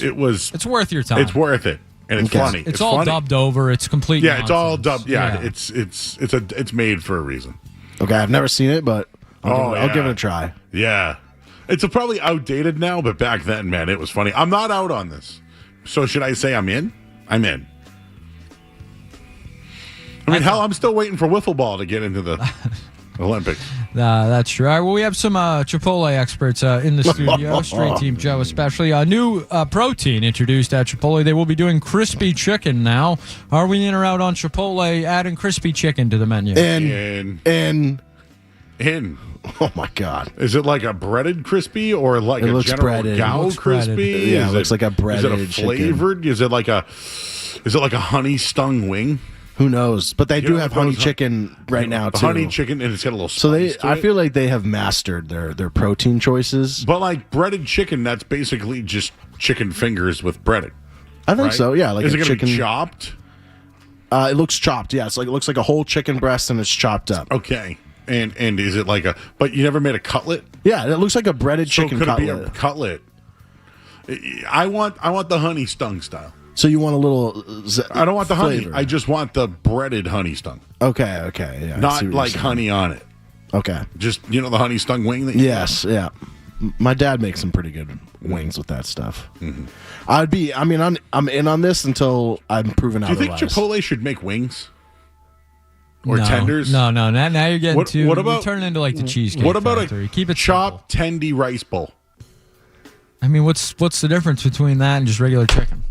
Wait, what? Chopped breaded. empty rice. That's the difference. It's breaded. I think the best thing about Chipotle is the convenience and quickness of it. If you start to get wings, Yes, because you dictate what they put on it. Oh, Yes. yeah, Joe, I you don't wanna be really surprised. worry about the timing and the convenience of it. That's why you get it delivered here across the street. well, because it's a 10-minute DoorDash, guys. It would be a 3-second walk. It's cold out there. Oh, yeah, today. Very, very cold out there. All right, gentlemen, from Chipotle to Hot Pockets. Hot Pockets introducing a new mini format. They're stuffed Hot Pockets. Hot Pocket minis will come in 5 different flavors with 2 minis in each pack. Now let's go through the 5 flavors here, gentlemen. Are we in or out on sour cream and onion mini Hot Pockets? In. Are we in on cheeseburger mini Hot Pockets? Nacho style beef. In. Yeah. These all Barbecue sound style great. chicken. Yep. And those are your new Hot Pockets. And so there's gentlemen. it's 2 mini ones that come out to the size of 1 big one. Oh, I'm sorry. And there's also jalapeno popper flavor as well. Are you a jalapeno guy, Joe? I don't love them, but in a pinch, if like somebody got like a poo-poo platter of foods and there was jalapeno poppers there, I would eat them. I have one core rule, Joe, and it's never to microwave cream cheese. I don't like, crab rangoons. Hold on. You have one core principle When it comes to food. to Yeah. never microwave cream cheese. Yeah, have you ever microwave like a leftover crab rangoon? It never comes out right. Or if you're miking, I air fry mine. I like the crab rangoon cold the next. yeah, time. I think don't that's even fine. need But to like heat it up. the microwave, something about microwave cream cheese doesn't come out right. Just doesn't sound good when you say microwave. Like is the jalapeno popper? It comes with the cream cheese, guys. I did not see any cream cheese. Okay, that's just what I assume a jalapeno popper is. Joe, is Joe, are you listening to Drake? He's I'm in. During the segment, listening to Drake. Very Cedric Maxwell of you. All right, gentlemen, let's head to the world of Girl Scout cookies for this next one. Girl Scout cookies have teamed up with Goose Creek Candle to release 7 Girl Scout cookie-inspired candles, including Thin Mints, coconut caramel, Adventurefuls, peanut butter, chocolate peanut butter, lemon ups, and trefoils, truffle, whatever those ones are. Are we in or out on Girl Scout cookie candles? 7 ins. I'm not a candle guy. Skaz, are you a candle guy? Big time candle guy. Yeah, I have a fiance and a house. Yeah, I'm in on Joe? candles. I don't have either of those. Candles? Become a candle guy? Hey, I got this. I thought of. Would you ask the? When I met Haley and her parents, I went wine. I got them wine. We got to get into that Very later nice. too. I got white Can wine. we talk and about that red later? wine. Yeah, it can be amusing. We can talk about it. Yeah, it can be Okay. amusing. Wanted to get your approval. Oh, I got the approval already. That was number 1 on my checklist today. Sweaty, huh? A little manual. Well, when over. you say it out loud like that, it sounds tease. worse. Yeah, sweaty. Yeah, sweaty is the. Oh, look, they're dancing. What's that dance? It's the Luke Cornett dance. The Luke Cornett dance. You can. Where's? Oh, you see him right there. I miss Luke so much. All right, I always try to learn these dances. I told you I was doing the bye the other night, and I was killing it. It's gonna be me. Anything else, guys? Sure, why not? We can end with this one tonight. Earlier, it was either today or yesterday, a Victor Wembanyama card broke the private sale Saw record that. for a 1-of-1 rookie card. It sold for $5 million, $5,100,000. This sets the record for the most expensive Victor Wembanyama card of all time, surpassing the previous record of $860,000. So it really blew that out of the water. This card is not autographed and does not have a patch on it, but it is a rookie 1-of-1. And gentlemen, are we in or out on a Wemby card going for $5.1 million? I want that card. I need that card. I would say goodbye to you both. We talk about hope a lot, Joe, right? The hope of some Josh. Yes.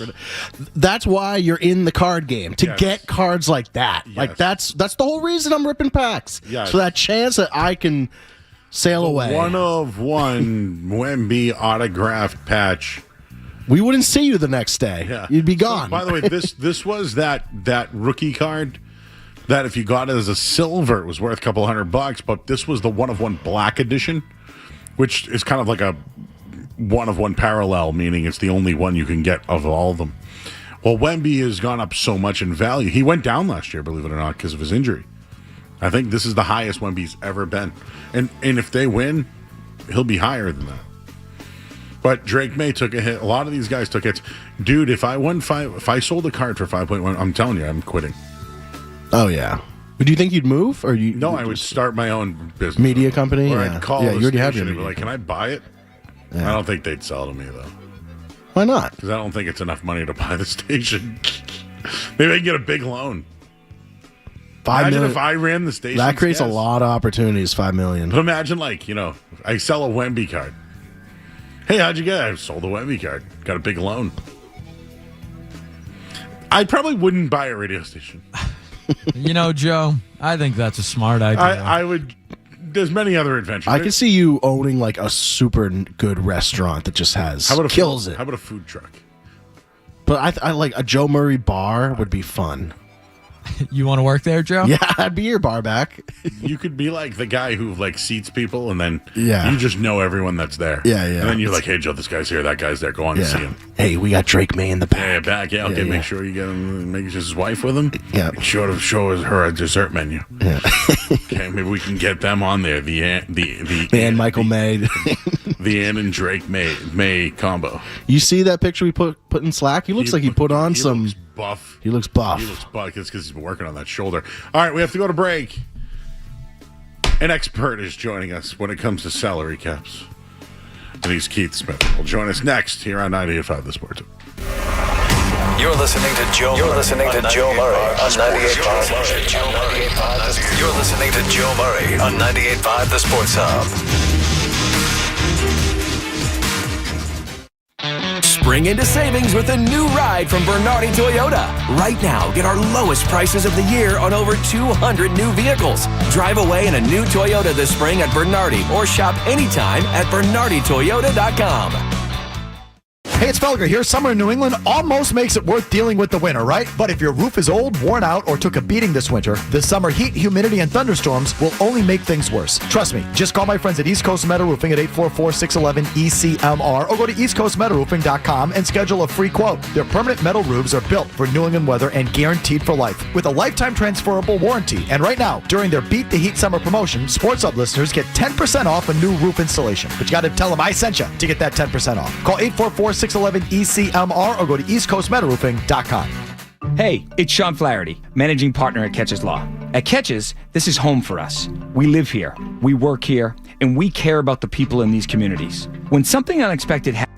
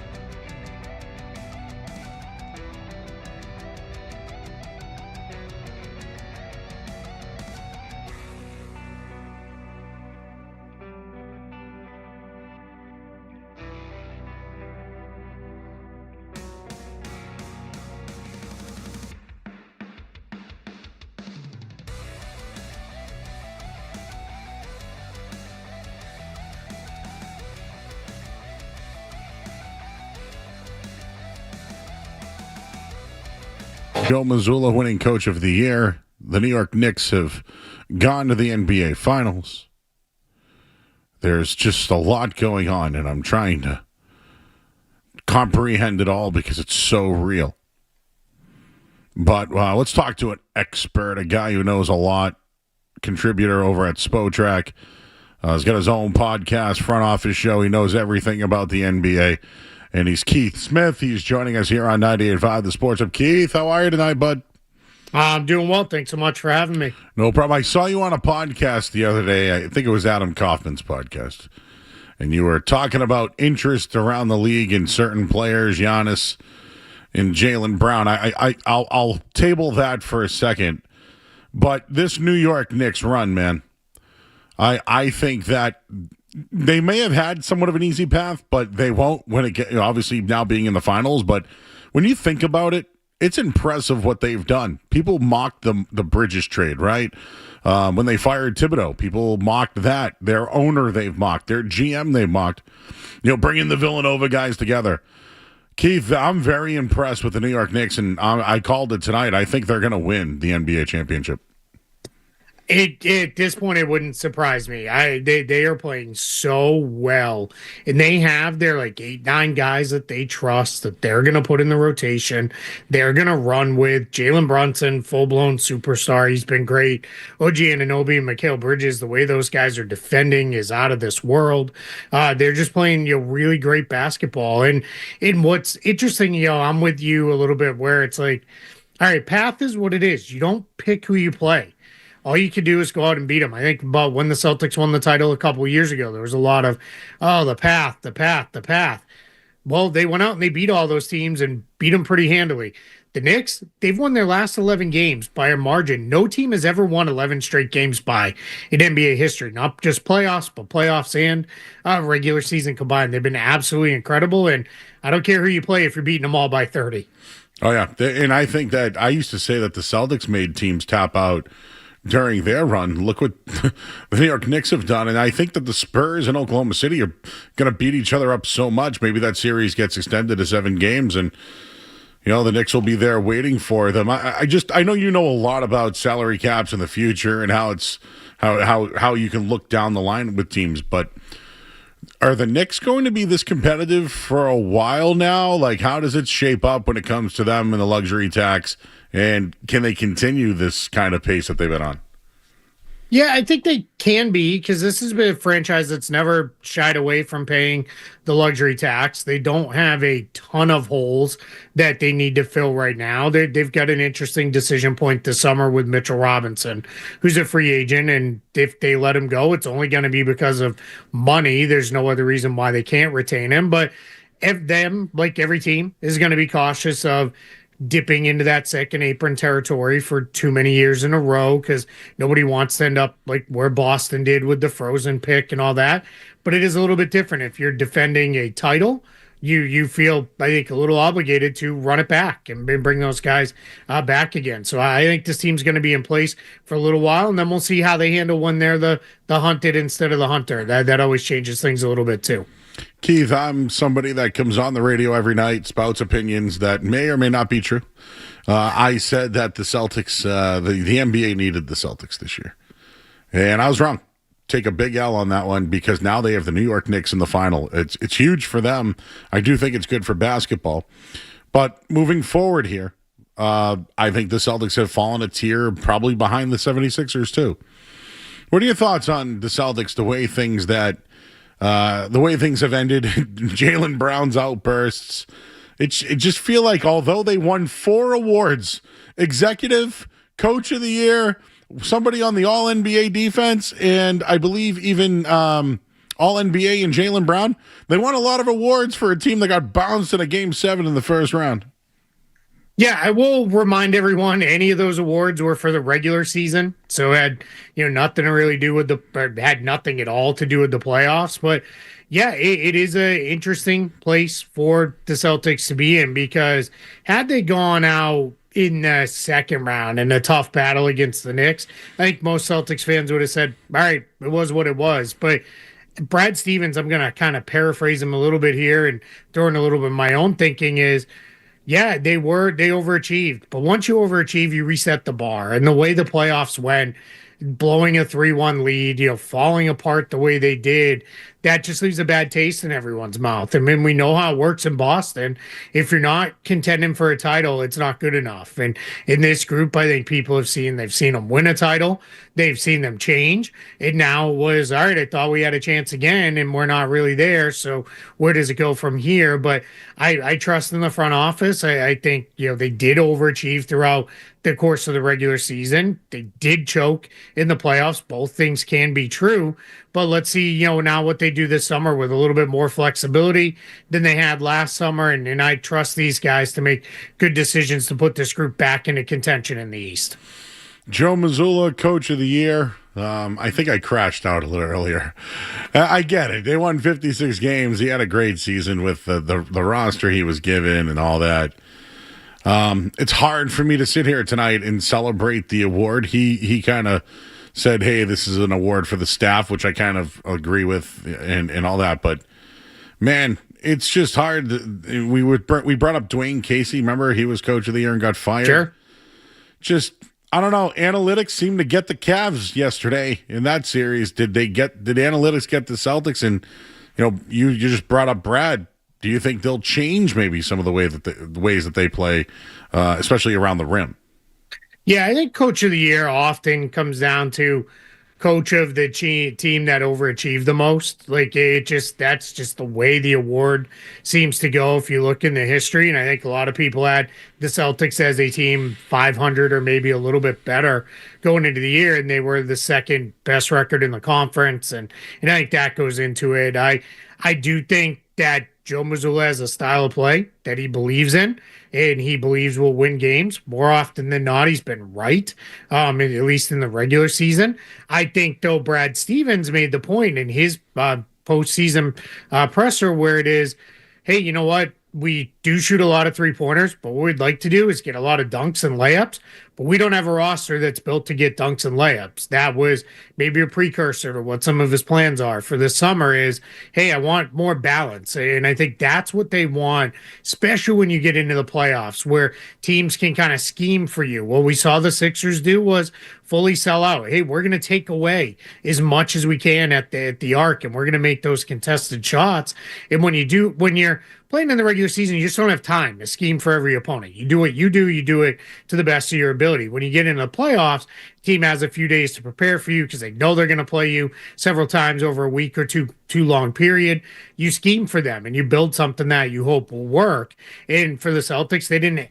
I'm not going to say Joe Mazzulla didn't adjust because he made adjustments more on the defensive end than the offensive end because I don't know what else he was going to pull. There weren't a lot of guys who were just going to get downhill over and over and over again and get you layups and dunks. So I think there's a combination there of coaching and the roster. I think the roster is going to change and tweak and adjust, and I think it's going to be up to Joe Mazzulla to change and adjust to what he's given for a roster for next year. All right, we're talking with Keith Smith. He knows everything about the NBA, literally. Spo Track, he has got his own podcast as well.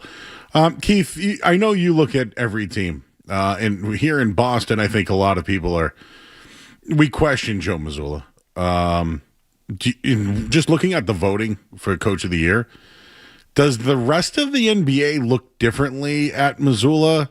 And even some of the players, right? Giannis said he likes playing with him. Other guys said they like or would want to play for him. Other guys have said it. Are we just the media in town? Do we think different of Joe Mazzulla, or is he really well respected across the league?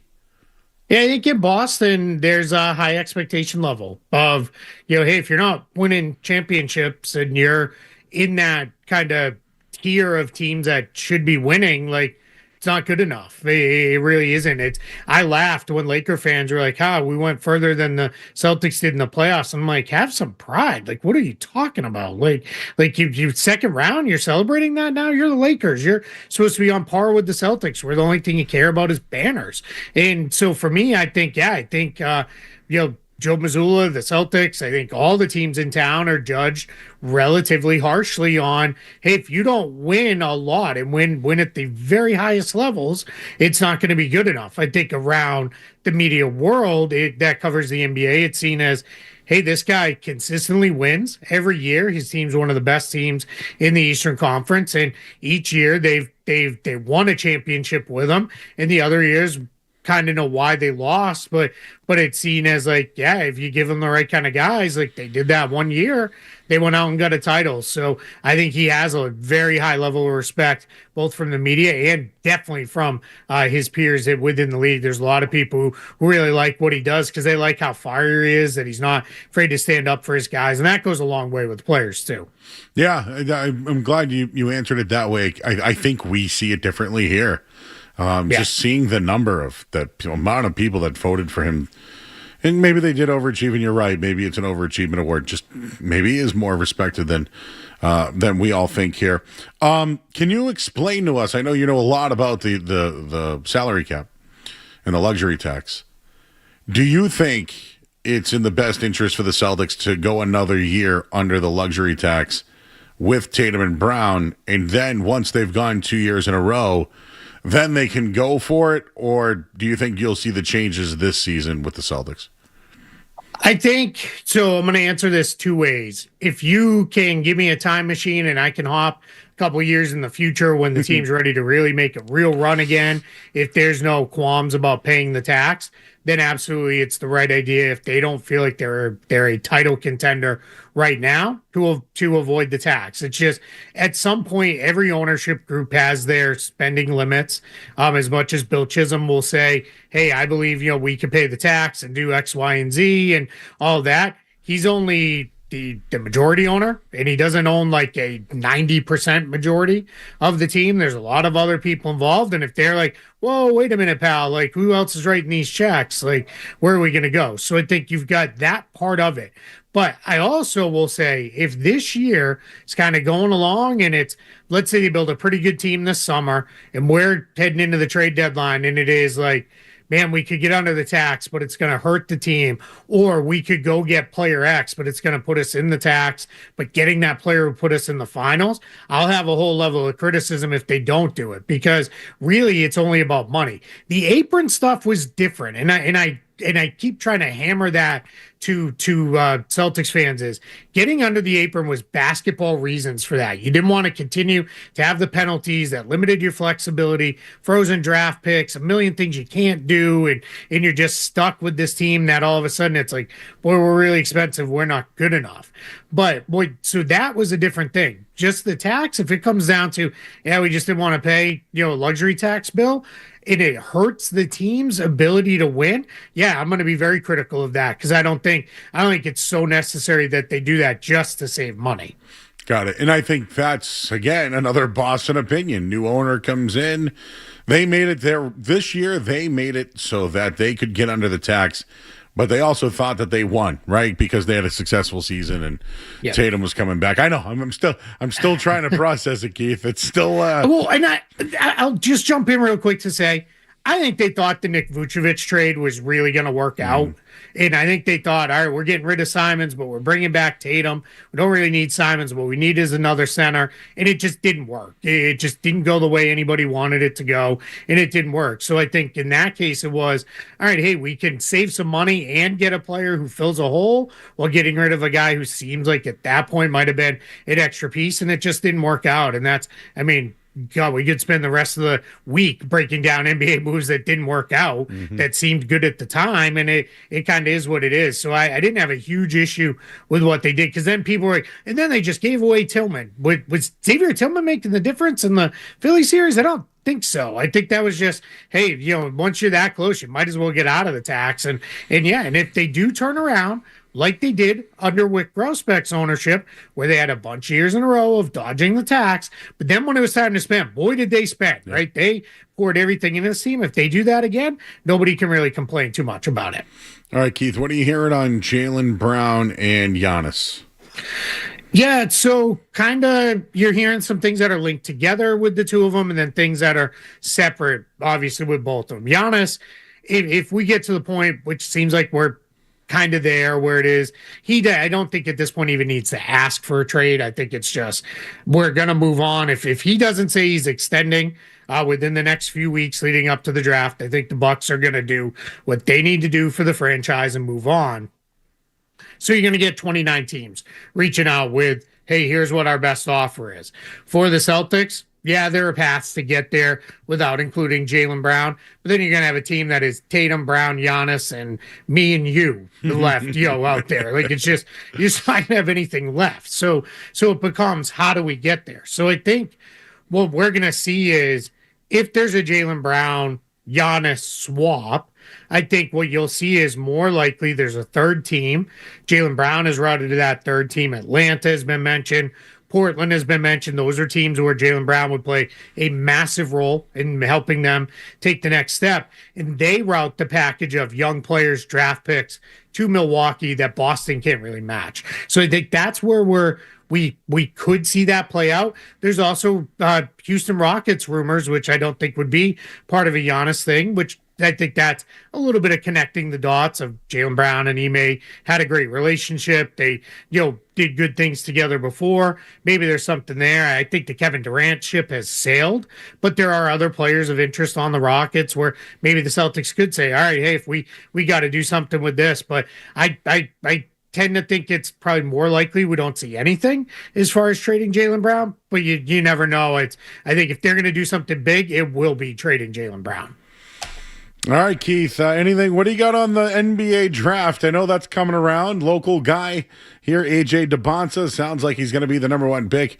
Any surprises on that end? And I know I'm looking ahead down to the Celtics and where maybe they could, but do you think there's outside of those top five? This is a good draft, obviously, but is it a deep draft to where maybe the Celtics can find some guy? You said if they make the trade, it's going to be us out there. Maybe they could find somebody else that can play out of this draft. You think so?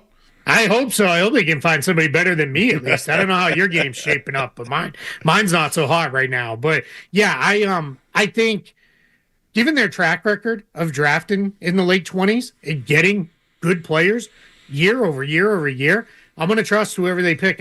I was super critical of the Hugo pick a year ago because I was like, I don't know, this guy didn't play a lot. I don't know what they're going to get out of him. And now I think he's going to be a big part of whatever they build moving forward. I think he's became over the course of the year a really nice young prospect. Baylor Scheimerman was a good player. Peyton Pritchard, obviously, he's become a really good player. So I'm going to trust whoever they pick will probably be pretty good. But at the top of the draft, after the combine, my conversations with teams and agents really started to settle into two decision points. The 1-2 picks, DeBonsa or Peterson. Whoever goes one, the other guy goes 2.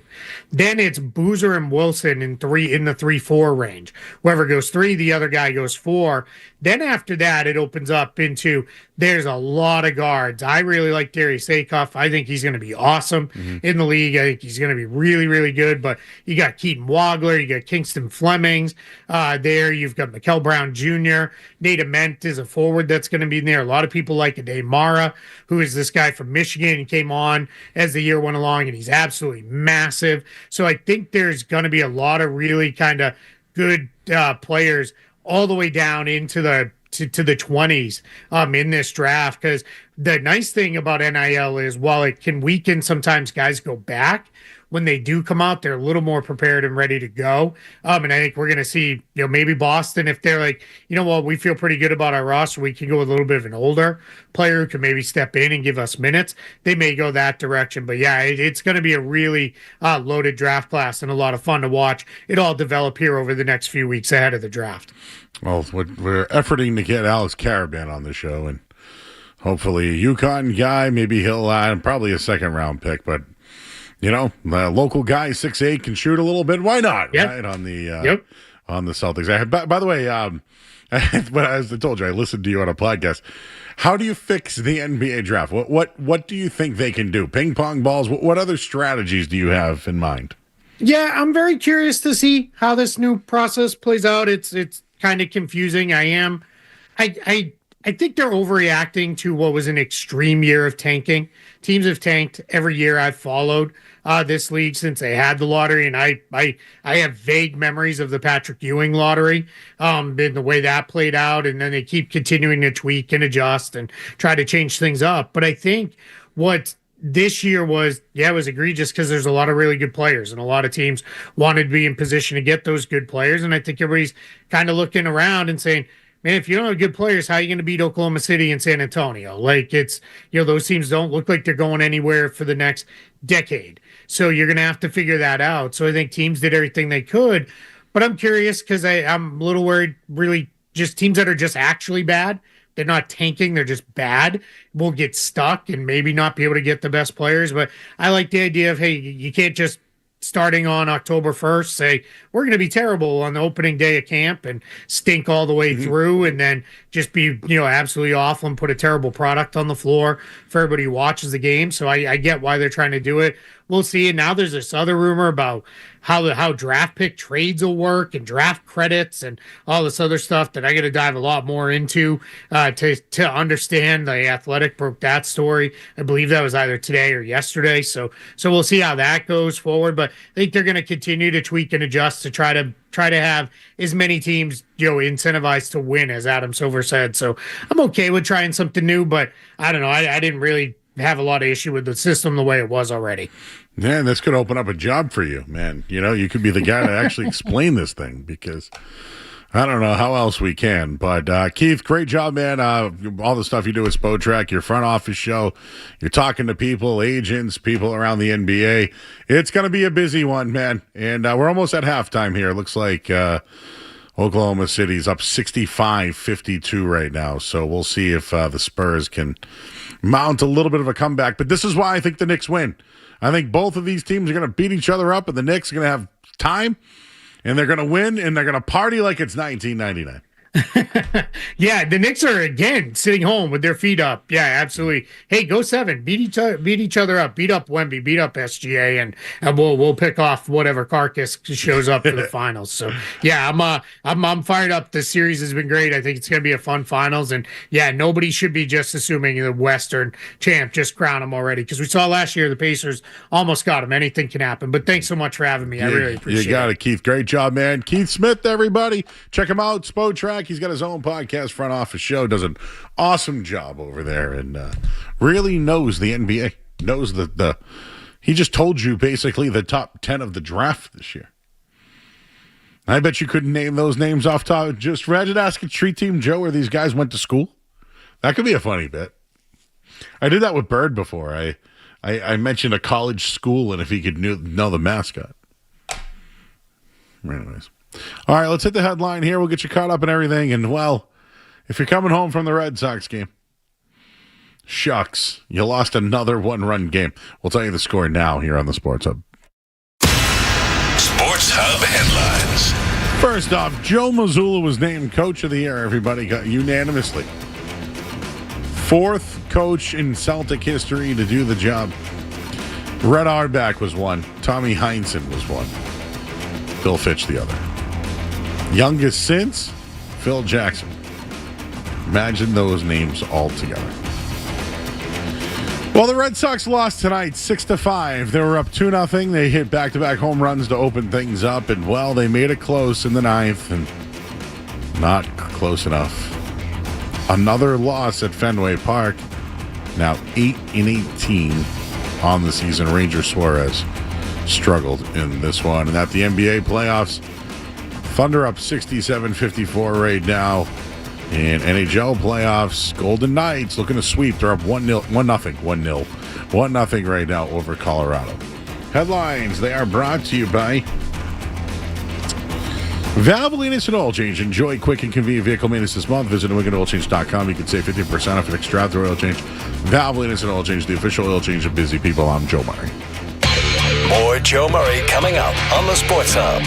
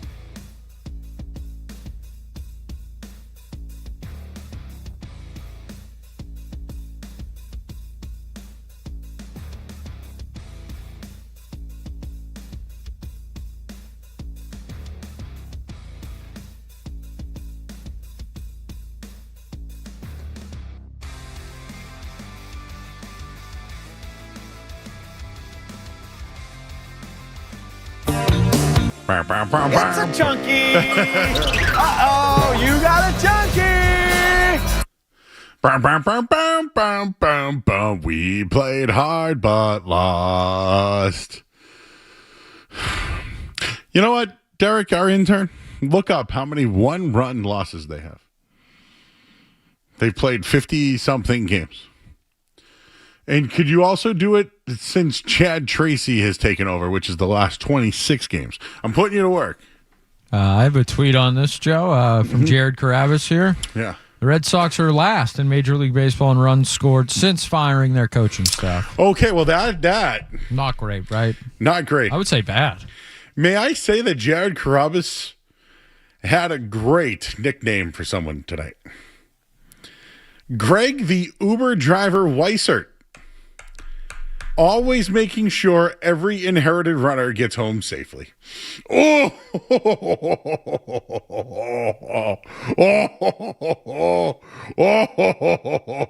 that one made me laugh. I felt like Santa then. I like one of the first replies is, given that he pukes all over himself, he's more of an Uber passenger. Greg Weissert surprisingly has an under 4 ERA this year. Well, he's good. He's good when it comes to no runners on base. Like the other night. So let me just, Skaz, I know you were gone. I was home. I was hosting people, but I was home. You enjoyed a nice holiday weekend. Sure, yeah. With company. Yes, yep. So you watched then. Okay, so Friday night I was here. They got a great performance from Peyton Tolley. They really did. How'd that game go? Well, they brought Justin Slayton in. Yep. He gave up a homer, and then a walk, and then a 2-run homer, which was the lead. Yeah, no, can't do that. And then they tried to come back, but lost. I believe that was a one-run loss. I'll have to look that up. Then on Saturday, who pitched Saturday? I'm trying to think. Was that one of those sunny days or no? Sorry, no, it was it Sonny Gray? I don't know, Joe. They stink. They got swept. First time in like 70 years or something like that. Saturday they lost 4-2. They had to use one of those buffers for Brian Bayo. The old fluffer there. Fluffer, yes. And Giovanni Moran got smoked, and they were already down 2-0. They lost 4-2. May I add that I think their bullpen kind of blew that game too? Well, they've relied on the bullpen so heavily. Heavily. Yeah. And then the other game where they lose 7-6 the other night, Connor Wong, Sonny Gray pitched. I blame Mr. Tracy because he went to Whitlock instead of leaving the guy that's been throwing gas out there, the 35-year-old minor leaguer. Guerrero, is that his name? Sure. They took him out. He pitched tonight, too. He did well. Whitlock blew the game, and then they had a chance. IKF hit one off the monster. Yeah, it was close. Because it's Monster Week. Yeah. Then Marcelo, was that Marcelo, too? Yeah, he was a part of that. And then, long story short, somebody got thrown out at home again. I was going to crap on them tonight for holding Mickey Gaspard. It worked. So I think they got PTSD from letting guys go. All I'm trying to say is that bullpen's been blowing it. It's been blowing it. Tonight, Ranger Suarez got hit. Then the bullpen blew it again. How many one-run losses? I can't take it anymore. 7? 7 one-run losses. Imagine that.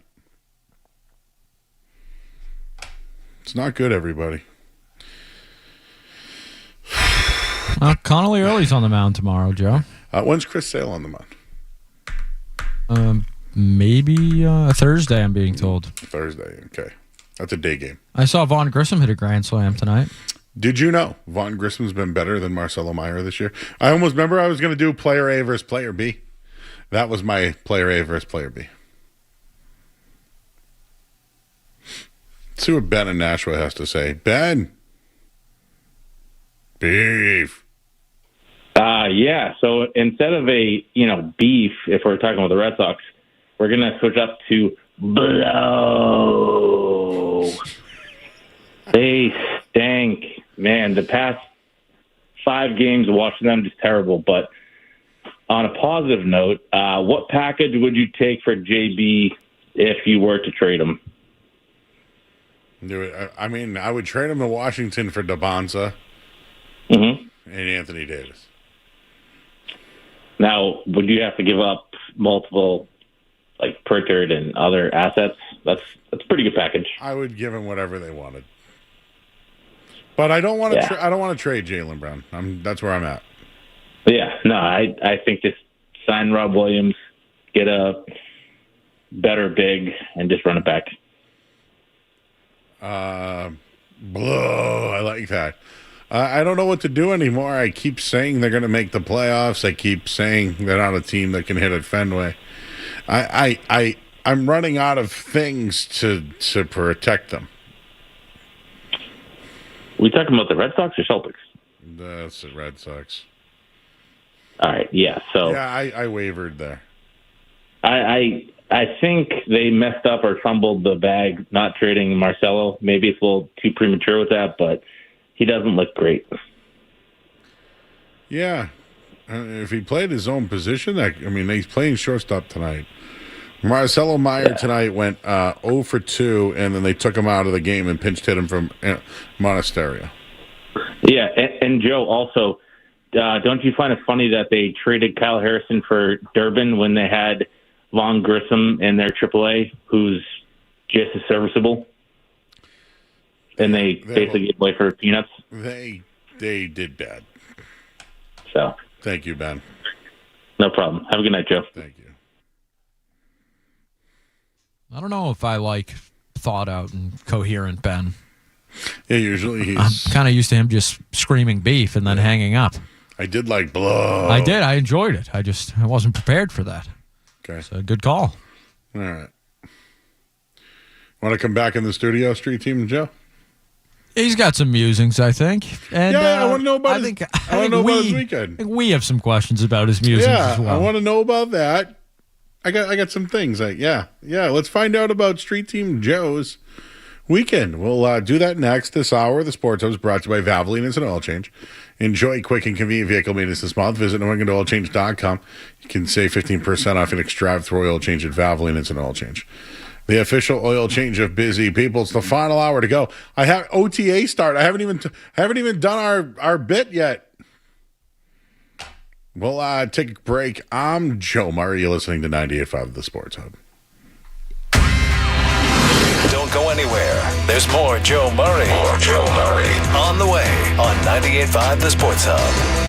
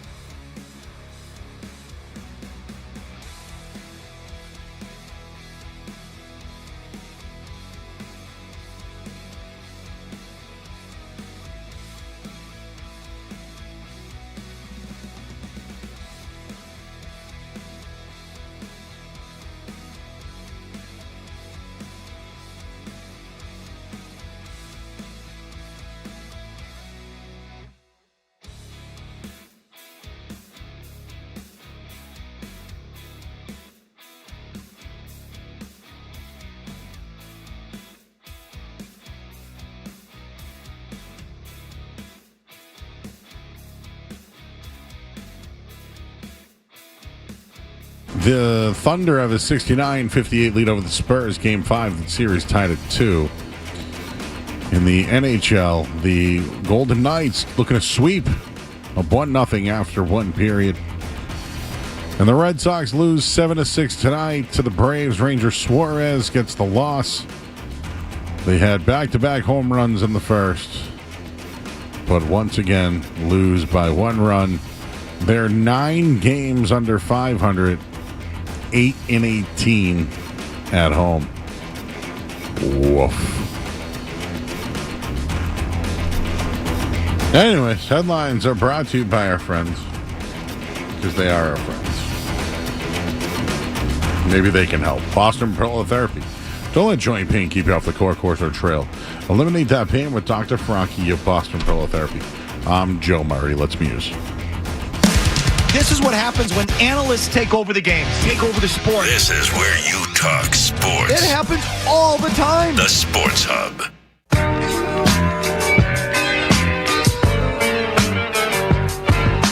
You want a random take? Murray's got all sorts on stuff in the world unrelated to sports. So sit back, relax, and get your mind in the game and listen to the words of a grown man complaining. It's Murray's Musings. If you want to call about the Red Sox, you can. But we're just going to muse instead. Our street team, Joe Ariano, is in studio. Thank you for having me, Jones Gaz. Joe worked on the street team here at 98.5 The Sports Hub. Kept coming in at night every night. Started to learn how to do things behind the scenes. He was here. And then they gave him a job. It's a true Rudy story. He's very Rudy. And he pushes buttons. He worked the Revs game over the weekend. Yep, they lost. They lost 1-0. 1-0. Yeah, I got to get used to that. 1-0. Remember, World Cup football, not soccer. Football. Football. World Cup is coming up. Are you going to attend anything, Joe? I don't. Well, I'm Bally's our great partner over there. I think I'm going to do a match event there, like that'll be cool. Watch party, and I'll be play some blackjack later, maybe. That's really cool. They have a hotel and spa there too. 4,000 slot machines, 100 table games. Tickets are very expensive, right, Skaz? Like a couple grand to get in. I don't think we're going to get the hookup this year, unless you know a guy, Skaz. If you do, don't tell me, because I'm not going to go anyways. No, if I had those in my hand, I'd be like, these are worth some dough. Of course. I think that's how a lot of people are feeling. Yeah, I would stay away. You live out that way, those guys. So yes, very close. So just real quick, I wanted to share this story with Joe. I'm doing a big-time card show the end of June. I'll be there. And we plan on doing our night with Sharpie? Yes, Saturday. So I'm trying to get 2 nights in a hotel in Marlboro. Dude, the prices, because of the World Cup. Oh, I didn't even think about that. Well, I didn't think people would be staying in Marlboro. Yeah, that's pretty far away. But it's really not, because to the World Cup. Yeah. You got to think, yeah. And people from Texas don't think things are far. You ever notice that? Like, people oh, yeah, I can drive 300 miles, no problem. It's like, what?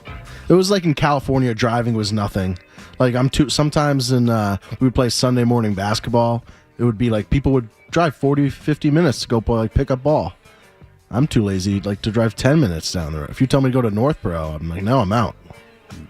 Is that where the pickup ball is near my town? But I'm in Westboro. That's where that pizza place I like is, right? Blue Square? Blue Square, yep. Yeah. This weekend, I'll be across from Hooters on Shrewsbury. In Shrewsbury, or is that Shrewsbury Street? Shrewsbury Street. Okay. I still think that's Shrewsbury. I'll be at Duke's Collectibles on Sunday. Very good shop. I'll be there from 11 to 2. Doing a trade day. We're going to have a breakfast with Joe. You said Sunday? This Sunday. And then after that, I'm going to go over to Polar Park. And Drake May is playing his celebrity softball game, and I am credentialed. Very cool. Maybe they'll That's let a cool me play. day. Maybe I can play. I always liked the people you beat when you were at Duke's, because you get to see a lot of good card collections. A lot of people. That's what I'm saying for the people of Worcester, Central Mass. I'll be at Duke's Collectibles. If you know where Hooters is, just right across the street. And I even sit at a table that you can see Hooters behind me. So nostalgic, Hooters, huh? But they're rebranding, or allegedly they might be rebranding. All right, Street Team Joe. Skaz and I would like to know what happened this weekend. When I last saw you, you told me that you had dinner plans. You have been dating a young gal, and you met her family this weekend. Yeah, so on Friday, my girlfriend's name is Haley. Hi, Haley. I actually met her through your intern, Katie. Katie. So look at the sports hub world, bringing it together. That is... she's Katie's best friend. That is like something, because when I saw all, like you and Chris graduate... Dude, he just graduated college. Somebody else just graduated college that was our intern. And Katie, who was on our show, is friends with Haley. Yes. And you guys had a dinner. And we had a dinner, and we went out, and Haley and I kind of hit it off a little bit, but, I think I was in the friend zone for a little bit. She lives out of town? Yeah, she lives in Connecticut, Killingsworth, Connecticut. Okay, which is... That's like an hour, 45. How do you feel about Connecticut? I think it's just halfway between New York and Boston. But do you think it should be considered a New England state? Well, Haley actively roots for like the Yankees and Knicks. So I think if anything, it's closer to New York than... I don't think it should be considered New England. Guys, how do you feel about Connecticut? Because I know there's some people who don't. Connecticut sucks, dude. What the hell's in Connecticut? Well, we got good pizza. Okay, congrats. New Haven. Yeah, I do want to go to New Haven. They got nice beaches.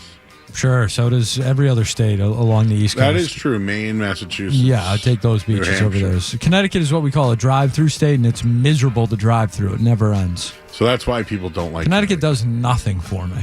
You don't like Foxwoods or Mohegan? I'm a Bally's Lincoln guy, Joe. That's right. There you go. Hey, thank you. Of course. Yeah. Thank you. Obviously. I will say where she lived was really nice. No. There are some people who just hate Connecticut. I don't understand it.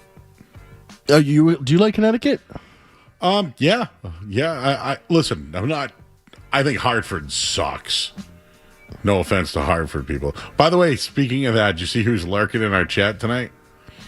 Beer Joe, intern Josh. Oh yeah, Josh. I got to give Josh some credit because he's been on the Knicks. He's ride or die, and I should congratulate him. Is he a humble Knicks fan? No, he's a Knicks fan. No, he's no, no, he's not humble. That's good. So okay, this is what I've heard, Joe. Yes, I heard that this was like a first time meeting the family. Yep.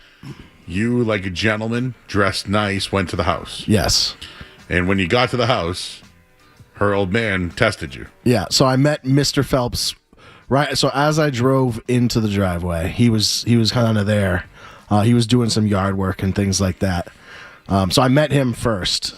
So I went out. We had a great handshake. Haley told me that was super important. I mean, that's obviously important. You got to have a great handshake. You got to have a good handshake. Yeah. And so we had a great handshake. And he was like, "Hey, can you help me out with some stuff?" And so we just moved a bed stand, and then we moved a couple, like flower pots and a couple bags. It was hot, right? So here's where it went wrong for me. I sweated, Joe. I was, and Haley knows I'm a sweater. Like meat sweat? Yeah, I'm talking so I wore my nice going out shirt. It was like a nice, my mom actually bought me 2 new shirts for this meeting. Night. For this night. Dude, shout out to your mom. My mom, I love you, Mom. Ever since you told me, Joe, to appreciate her a little more, I've been trying to. No, you know what it is? She loves you. Yeah, she loves me. She loves you. I almost feel like sometimes it's embarrassing, but I can't. I got to stop. Dude, if she didn't love you, she wouldn't buy you those shirts. Yeah, so she bought me 2 new shirts, and the first shirt I wore, Joe, was like this nice little button-down black Nike polo. Ooh, had to be like $80. All the way down, or just no? It was a button golf tee. Got it. But nicer than most stuff I would. So that's wear. your nice shirt is golf. Well, I also did bring a button down too. Nike I did bring a golf bowl button down. No, you didn't swear, but it was close. It was close. This guy's almost had to press the dump button. But anyway, so as I started moving these things, and I volunteered my help to, too. Like I wanted to come across You're just as embarrassed that when you helped, you sweat. So I sweat through the shirt. So I had to abandon the outfit that I picked to go out to dinner because I sweated right through it. And that is where I just kind of got a little bit embarrassed. Question. Yeah. When you went out to dinner, did you guys all drive together? Yes, we did. So who drove? Mr. Phelps. So you sat in the back seat. I sat in the back seat with Haley. No air conditioner sweating. Yeah, I was still sweating. Oh, I know that feeling, dude. Yeah. When are you just I did gasping? change. You're gasping for air. Yeah. You don't know if you should roll the window down or Yeah. just, hey, can you crank that AC up Yeah. back there? I'm fat and sweating. I know that, Joe. I know that feeling. It's a bad feeling. It happened to me like a week ago too with my dad and aunt. We went out and I did some yard work at my aunt's and I was sweating up a storm and I was like, I can't keep doing this before I go out to eat. I'm embarrassing myself. But anyways, we went out to eat. I think made a great impression. Both of her parents are extremely nice. The way that like Haley acts with their parents is like the same way that she like no one was changing, I think, who they were. Given anybody was changing who they were, so that's always a great thing to see. And like, yeah, they were super personable, and we had a great time. I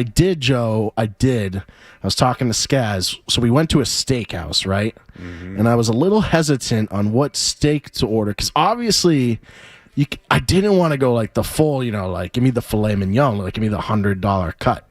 But I didn't want to go like the. Okay. So, I didn't want to go the cheapest one either. Oh, so okay. I'm simple, and especially who's paying the bill.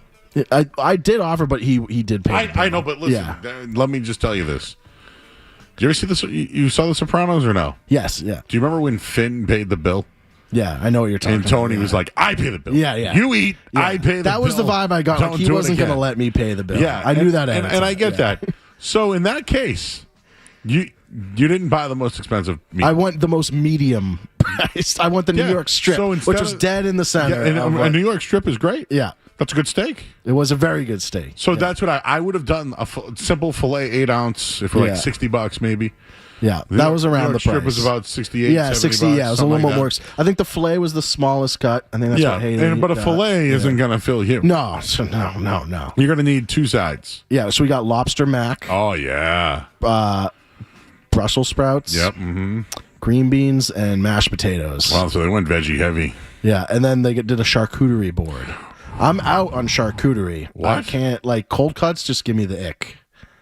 What? Yeah, I'm sorry.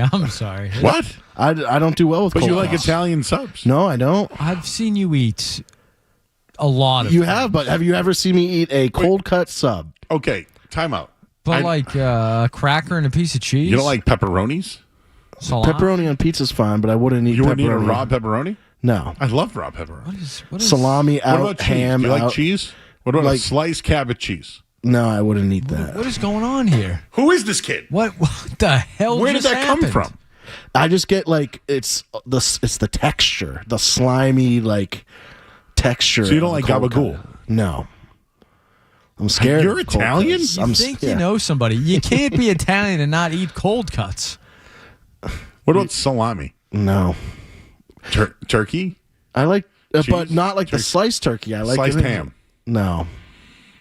I like the ham in Sliced the oven. though. American Land O'Lakes American cheese. If it's on a burger, melted, yeah. My goodness. Just you're talking about just a plain slice of cheese. So they got a charcuterie board and you didn't eat it. I don't like charcuterie. What about just a Ritz? Just a cracker? Ritz cracker? Not my favorite cracker. Who are you? There's a lot of cracker. Joe, how many? I'd love to. I don't like lettuce in salad. Yes, you don't like it in Italian either. I'm Italian Irish. I eat Italian. But you don't like the Irish. Italian sandwich. Dawson brought them in, and no one ate it. You're right, because you know why? It had all the hots and peppers, and I'm out. Do you like olives? No. Skaz, do you like I olives? eat olives, but I don't like them. Wait, no, what? I don't like olives. You eat them, but you don't like them. What I'm trying to say is I've been drunk before and ate olives out of a can. Just because you were hungry? I needed something. A little salt. Yeah. But you hated the taste. They're not my favorite, no. I like them on pizza sometimes. Olives do seem very Italian. Like my dad's loves to go to the Olive Bar when he gets to a nice Italian Sounds joint. like the Olive Garden. I do like the Olive Garden. I love the tour of Italy. How many unlimited soup, salad, and breadsticks do you think you and I could go through? I mean, I'd get a pasta fagioli off the top. with some breadsticks. I probably dip my breadsticks in the soup. So out on charcuterie, huh? Out on charcuterie. Okay, what else? What else did you get? And then so we had the steaks. Mr. Phelps actually got a side of I believe shrimp scampi, which I do really enjoy. I love shrimp scampi. Did you ask him to? You'll give him no, I didn't think we were ready to. I would have been like, hey man, is it weird? Yeah, to like try foods off of each other's plates. Maybe next time. What about dessert? And then for dessert, they went. Mr. and Mrs. Phelps went carrot cake. That's Skaz's favorite. Yeah, I'm always a little. I have never had it, to be honest. It's not that I don't think. And then Haley went some sort of ice cream. Come on, it's ice cream good. bar. I can eat a carrot cake. I just don't care for it. You get a good one, it's great. It was like dipped ice cream balls and like the chocolate dip. Nice dip balls. Yeah. Get on that. Yeah. What kind of ice cream? What are we talking about? It was like vanilla and chocolate, I think. And you It was shared like that with fancy. Yeah. I had a couple bites. Okay, and after dinner? And after dinner, we watched Friday Night Lights. Now, hang on. You left. You guys all took it in the Oh, car. yeah. How was your belly? Was your belly okay? So I actually was a gentleman and I ate like half my meal. I was like, I can't be normal Joe here. I You was. said everyone was acting how they normally act. No, well, Skaz, I don't think my eating habits are like, they're not normal, so I can't. No, I had to like Joe, dial back. I get called out all the time Yeah. when I only eat a little bit. Everyone's like, "Are you kidding?" Yeah, like Joe, come on. I'm like, no, nah, man, I have. Put the governor on is what you're saying. Yeah. Okay. No, but I get called out. You get called out, and they're like, Joe, are you trying to be? Yeah. I think I get called right out. I can't do. Yeah. Did you take it to go or did you? No, we took it. I took it to. I did forget it though. I took it to go and I forgot it. Yeah. That's a sadness moment. That is a sadness moment. Just I like did when you forget say, it. Joe, you take the pizza, Yeah. and then I go home and you're like, man, I really want that. Yeah, I always give Joe the pizza, and then like the next day or that night, I'm like, Joe, I kind of wish I took a slice home. But another thing that So you watch Friday Night So we Lights? watch. You seen Friday Night? Yeah. Friday Night Lights. Great show. It's a good show. Full eyes, clear eyes, full hearts, can't lose. Mm-hmm. And he tears his ACL and he can't run anymore. Yeah, and the quarterback Jason Street goes neck injury right away. Right away. I feel like you could have been on like I Yeah. could see you in that show. Yeah. Again, I grew up Left tackle. Yeah, but I grew up in a different era. So like, when I played, it was, kids nowadays, like a kid like me nowadays, I would have went to maybe like the local high school or Catholic school, and then literally would have transferred into a prep school, like a Thayer Academy or some sort of school like that. Now, like Tilton's really big. Worcester Academy's big for basketball. I am kind of sad that I never got to experience like what crazy good high school football is like, because that show obviously I'm sure it's embellished a little bit, but like a show that you're like you're D1 athletes, potential NFL athletes are coming out of. I just never got to experience. Check out nowadays. I went to like St. John's Prep, big time school. Yeah. Brian St. Pierre, who played quarterback at BC and was Ben Roethlisberger's backup, he's the coach of that high school. He went there. Well, the Hasselbecks, Tim and Matt, they all went to Xaverian, so they're rivals. Well, Everett High School used to be a powerhouse. Their coach left. Now is at Catholic Memorial. So, like, you want to do a Friday Night Lights, Catholic Memorial, St. John's Prep, but when Brockton was in their prime, that's a Friday Night Lights. Brockton? Yeah, just different cultures of just football, right? Like, people just are there because they love the game. Football. What was the toughest school you played in high school? I once played Charlestown High School, and again, I went to a Catholic school, and I thought the middle linebacker was 33 years old. But I went to a small like Catholic school, but there's some schools that like that hit hard. That don't even want to play; they just want to hit you. Yeah. So, were you division? What division were you? So it would have been now. I think they would have called it size of school. Okay, so that it's 6, but I think now they'd make it like a 3. Because I don't know what the hell they're doing with the. But that's the big problem when you're a small school. You have to play bigger schools. Yeah. It's like now that's what it's like with a lot of these. That's why Alabama's putting on Citadel. And they play. That's why when Mac Jones was good, I used to look at the schedule. And when Bill O'Brien had a good year, I'd be like, look at these teams. These teams suck. So sometimes you really have to judge a team based off of their strength of schedule, like the Patriots schedule. Yeah. Anyways, back to the dinner. So you went back to her house, their house. Yeah, I went back you to. guys all watched Friday Night Live. No, so they actually went to bed. So they give you guys early. some space. They did. So yeah, they have good bedtime schedules. I do not. But so what happened? So they went to bed at like 9:30, 10, and then we hung out downstairs and watched Friday Night Lights. Did you stay there? Yeah, I stayed overnight. Yeah, in the guest bedroom. Yeah, okay, good. Yep, good. guest bedroom. Remain polite. Yep. I actually wasn't. No, that's polite Yeah. because Yep. We don't want the. You see her in the smush room. Is that a Jersey Shore quote? Yeah. I just haven't heard that in a while. No, but it is respectable. Yeah. I will not answer that question. Okay, that's fine. But you sweated it through. But yeah, so it was an absolute disaster, Joe. The beginning was. I literally had to thank God for my mom because she packed me 2 nice shirts. Yes, when I say she packed me, she packed my overnight bag. Yeah, I'm a 29-year-old. And Haley has met your family. And Haley's met my family like a bunch of times. So you've met her family. Have the families met? No, not yet. Oh. Yeah, not yet. I think they would really get along, though. Yeah, Mr. Ariano. Mr. Phelps really takes care of his yard. I'm talking like this is a pristine. He's a groomer. This is a pristine yard. Joe, you're taking care of that yard too, from what we heard. And my dad takes care of his yard. He's mowing the lawn every 3 days. Do you ever think, does she have any siblings or anything? She's an only child. So imagine that guy being like, damn, I really need someone to help me out around here. Go find a In guy to help me comes Street Team Joe. It's you. I wonder if he was could tell I was, I knew Haley could tell I was sweating because she's like, oh, you know what I I can do feel now? you I'd be sweating. like, dude, listen, I'll help you, but I'm not much of a moving guy. Yeah. I don't really move that much anymore, is what I would say. No, I didn't have a problem. It wasn't heavy stuff. Like It was I could hot. use. It was just hot. Yeah. Man, I got you. So I changed my shirt into a button down. And I think that actually worked out better. And then after, so in the morning, Joe, this is the best part. Mr. Phelps made us Belgian waffles, and so he's a great chef. Oh, he made you breakfast? And he made candy bacon. It was bacon with it was almost undercooked bacon, like a snacking bacon. Yeah, with sugar on top. Yeah. So it was like a candy bacon. It had like a little maple, I think, on there. Oh, baby. So we had banana Belgian waffles and bacon. Oh, my God. That is. So I'm like, oh, I could get used to this. Oh, yeah. We don't make breakfast at the Ariano Can she household. I don't know if Haley can cook. Her favorite thing to eat is a veggie bowl. So right off the bat, you like, all right, looks like we're not eating meals together. And she's a vegetarian. She's not a vegetarian. That's just like her favorite food. I introduced her to black raspberry chocolate chip ice cream over the weekend, and she loved it. Okay.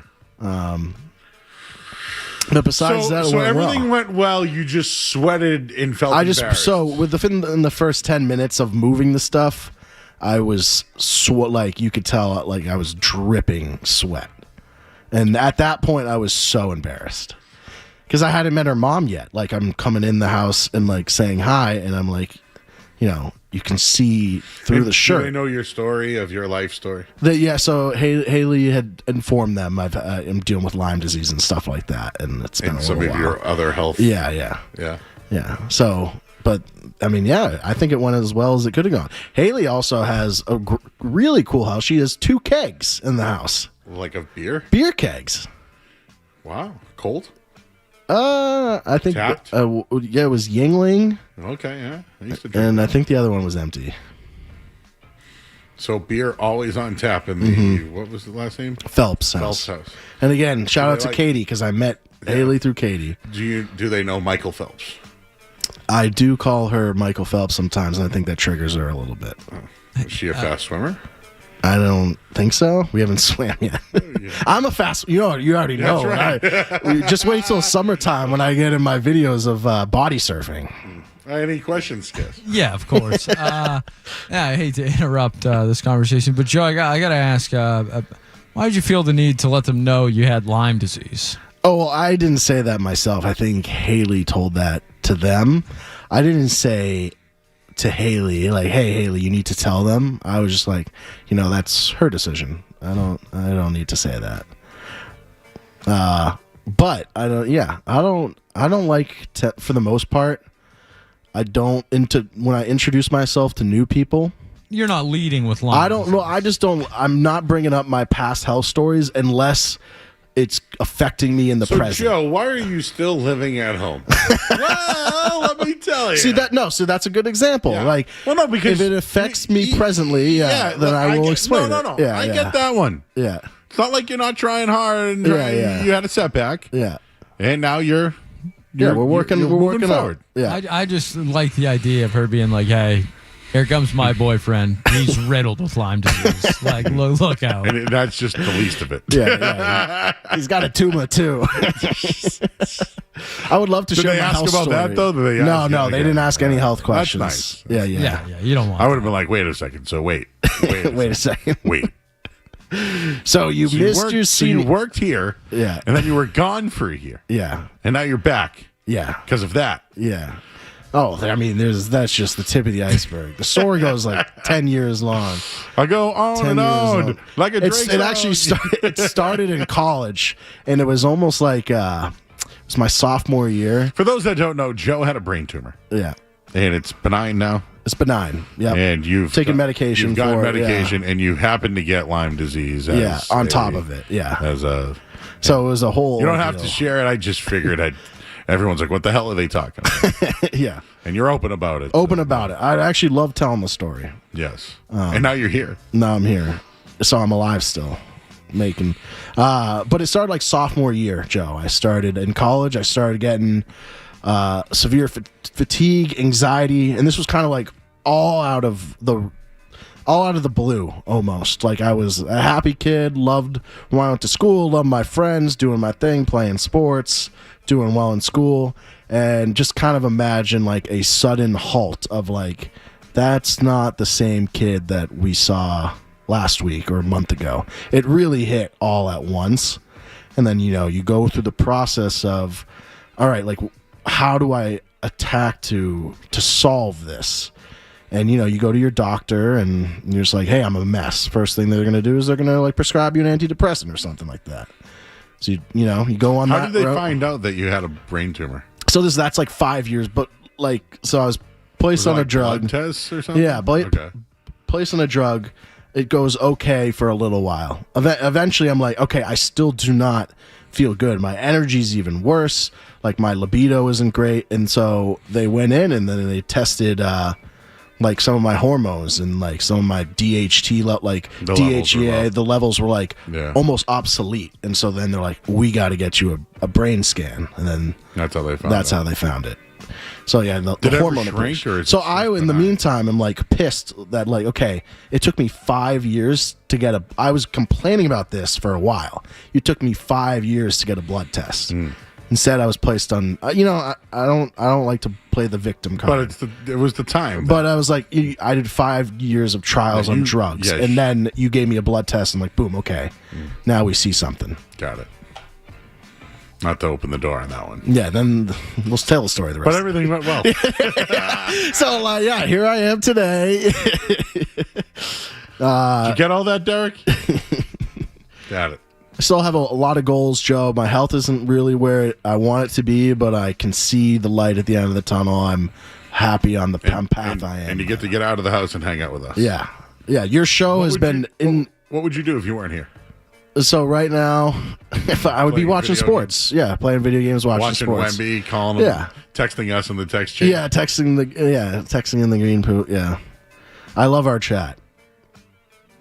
But yeah, it's therapeutic to come here, Well, Joe. I'm glad you have a home here at night. Yeah, in a way, it's therapy. Just talking sports with the boys and shut off your brain from the real world. This might be better therapy than actually going to. No, literally, yeah. Going to therapy is like, so what do you got? Yeah. And it's like, well, I thought you were going to ask me questions. Yeah. They just wait for you. To speak. It's like, well, I guess I'm not that messed up. Yeah. I read this out of Sigmund Freud. All right, we're just guys talking about life. More guys should be open about things, though. It is hard to tell people, hey, man, I'm not feeling well. And rub some dirt on it. Take some tussin. I mean, in college, what do you think I did? I just smoked more weed. It's like, what do you? Am I going to tell my roommate? Like, hey, I'm not feeling good. Sorry to hear that, man. You want to blunt tonight, or do you want to hit the bong? I know the feeling. Yeah. All right. That was it. By the way, we have to go. We have to go to break. But quick answer from everybody. Let's say you go out to eat. Couples, 2 and 2. You and your couple don't drink, but the other couples do. And the bill comes. What do you do? Oh, that's a good one. Separate tabs. Yeah. That was quick, Derek. No, Derek. I mean, Derek. I can already tell Derek's going to be a smart one. He that thing that took me like 2 weeks to figure out, he's already mastered it.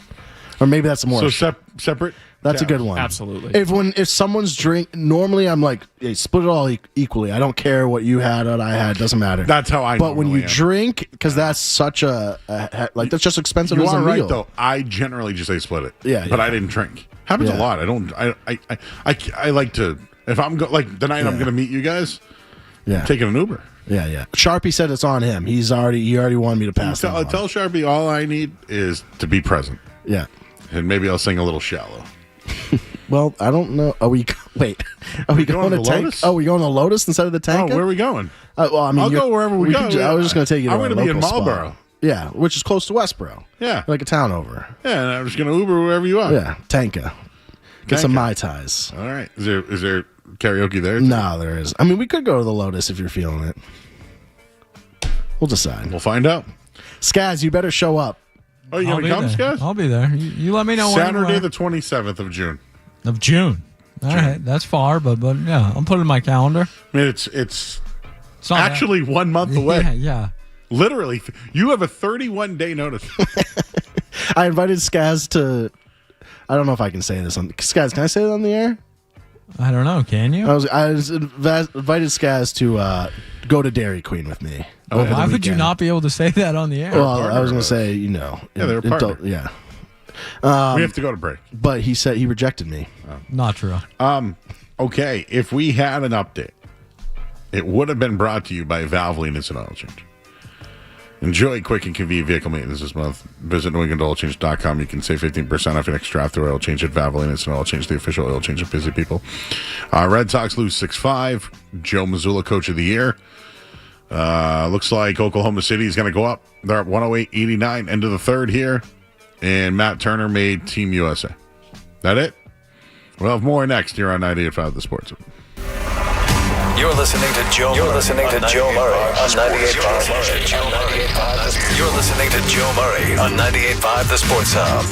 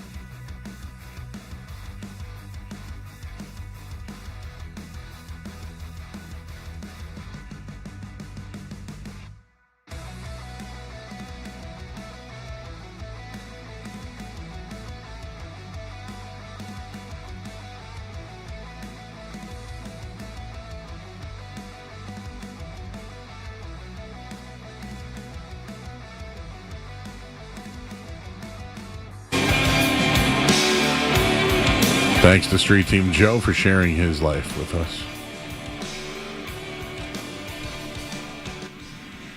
We got about 5 minutes to go here, Skaz. Final hour of the Sports Up, brought to you by our good friends over at Valvoline Instant Oil Change.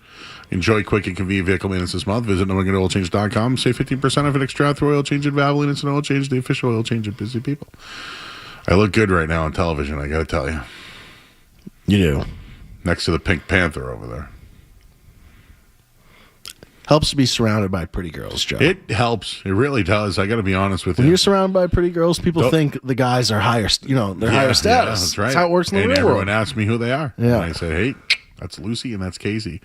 So tonight went by kind of fast, huh? Do you guys feel, Skaz? I know you came off of... Yeah, absolutely. How'd your weekend go?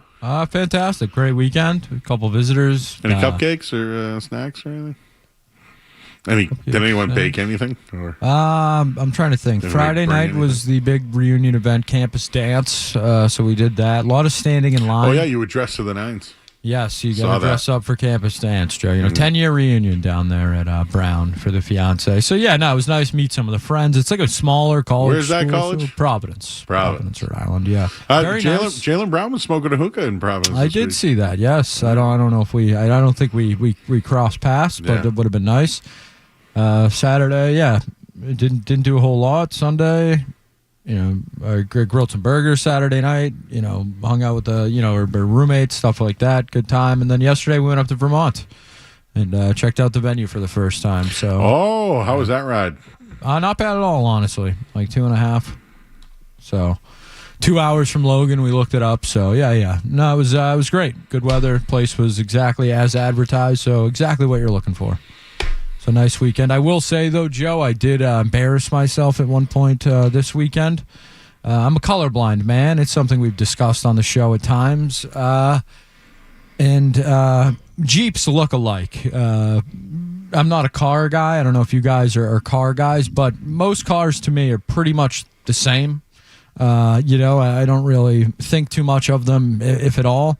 And me and my girlfriend stopped to grab a coffee, something to eat, and then we got back in the car afterwards, and I was driving her Jeep, and just we parked right in front of the place, and I came out, and there was a Jeep right there, similar color, and I just got in the driver's seat, and it was not her Jeep. So I don't know if you guys have ever done that, but it just was unlocked, and it was pretty much the same color. I opened the door and I went to sit down and I said, "Where is my drinks? My coffee's not in the cup holder." And then I looked up and my fiance was dying laughing at me outside the car. So I had realized I had gotten into the wrong car. That's happened to me a bunch, but you're blaming that you were colorblind. Well, yeah, it's just an easy excuse. I was just being careless. But yeah, the cars did look basically identical. I drive a Honda. A lot of Hondas out there. And I was trying to get into a white Acura. There, yeah. Being like, what the hell's going on here? Yeah, it was unlocked. Not my car. Yeah, I hopped right in. Street Team Joe, you ever get in the wrong car? I don't know about that. Well, excuse us. Sorry, Mr. Chakuda. Yeah. I draw the line at sweating out of my shirt and meeting the parents, but I don't know about getting in the wrong car. Well, tomorrow's Wednesday, right? It is. Do you know who we're going to have tomorrow in studio? Local legend. Local legend, former World Series champion Manny Del Carmen. Will be food? Well, I don't know, dude. Well, that depends if I'm coming in or not. If you would, should we get food for them? What would we get? I don't know. I think Manny would eat it. Just to share the story, when Manny got drafted, everybody went to his house, but he was at Old Country Buffet. True story. So he just missed his family. Everything. He even missed getting drafted. Wow. He came to his house and he goes, "What's everyone doing here?" Anyways, we missed a lot on our rundown tonight. Mike Vrabel going to talk tomorrow. Vrabel 11:30. You think he says anything? Nothing. Yeah, probably. Nothing. 0.0. Yeah. I think that's fair. Wemby making a comeback, everybody. They lose tonight. Is it over? No. New York Knicks are going to win it all. All right. Thanks to Street Team Joe. Thanks, Mr. Derek.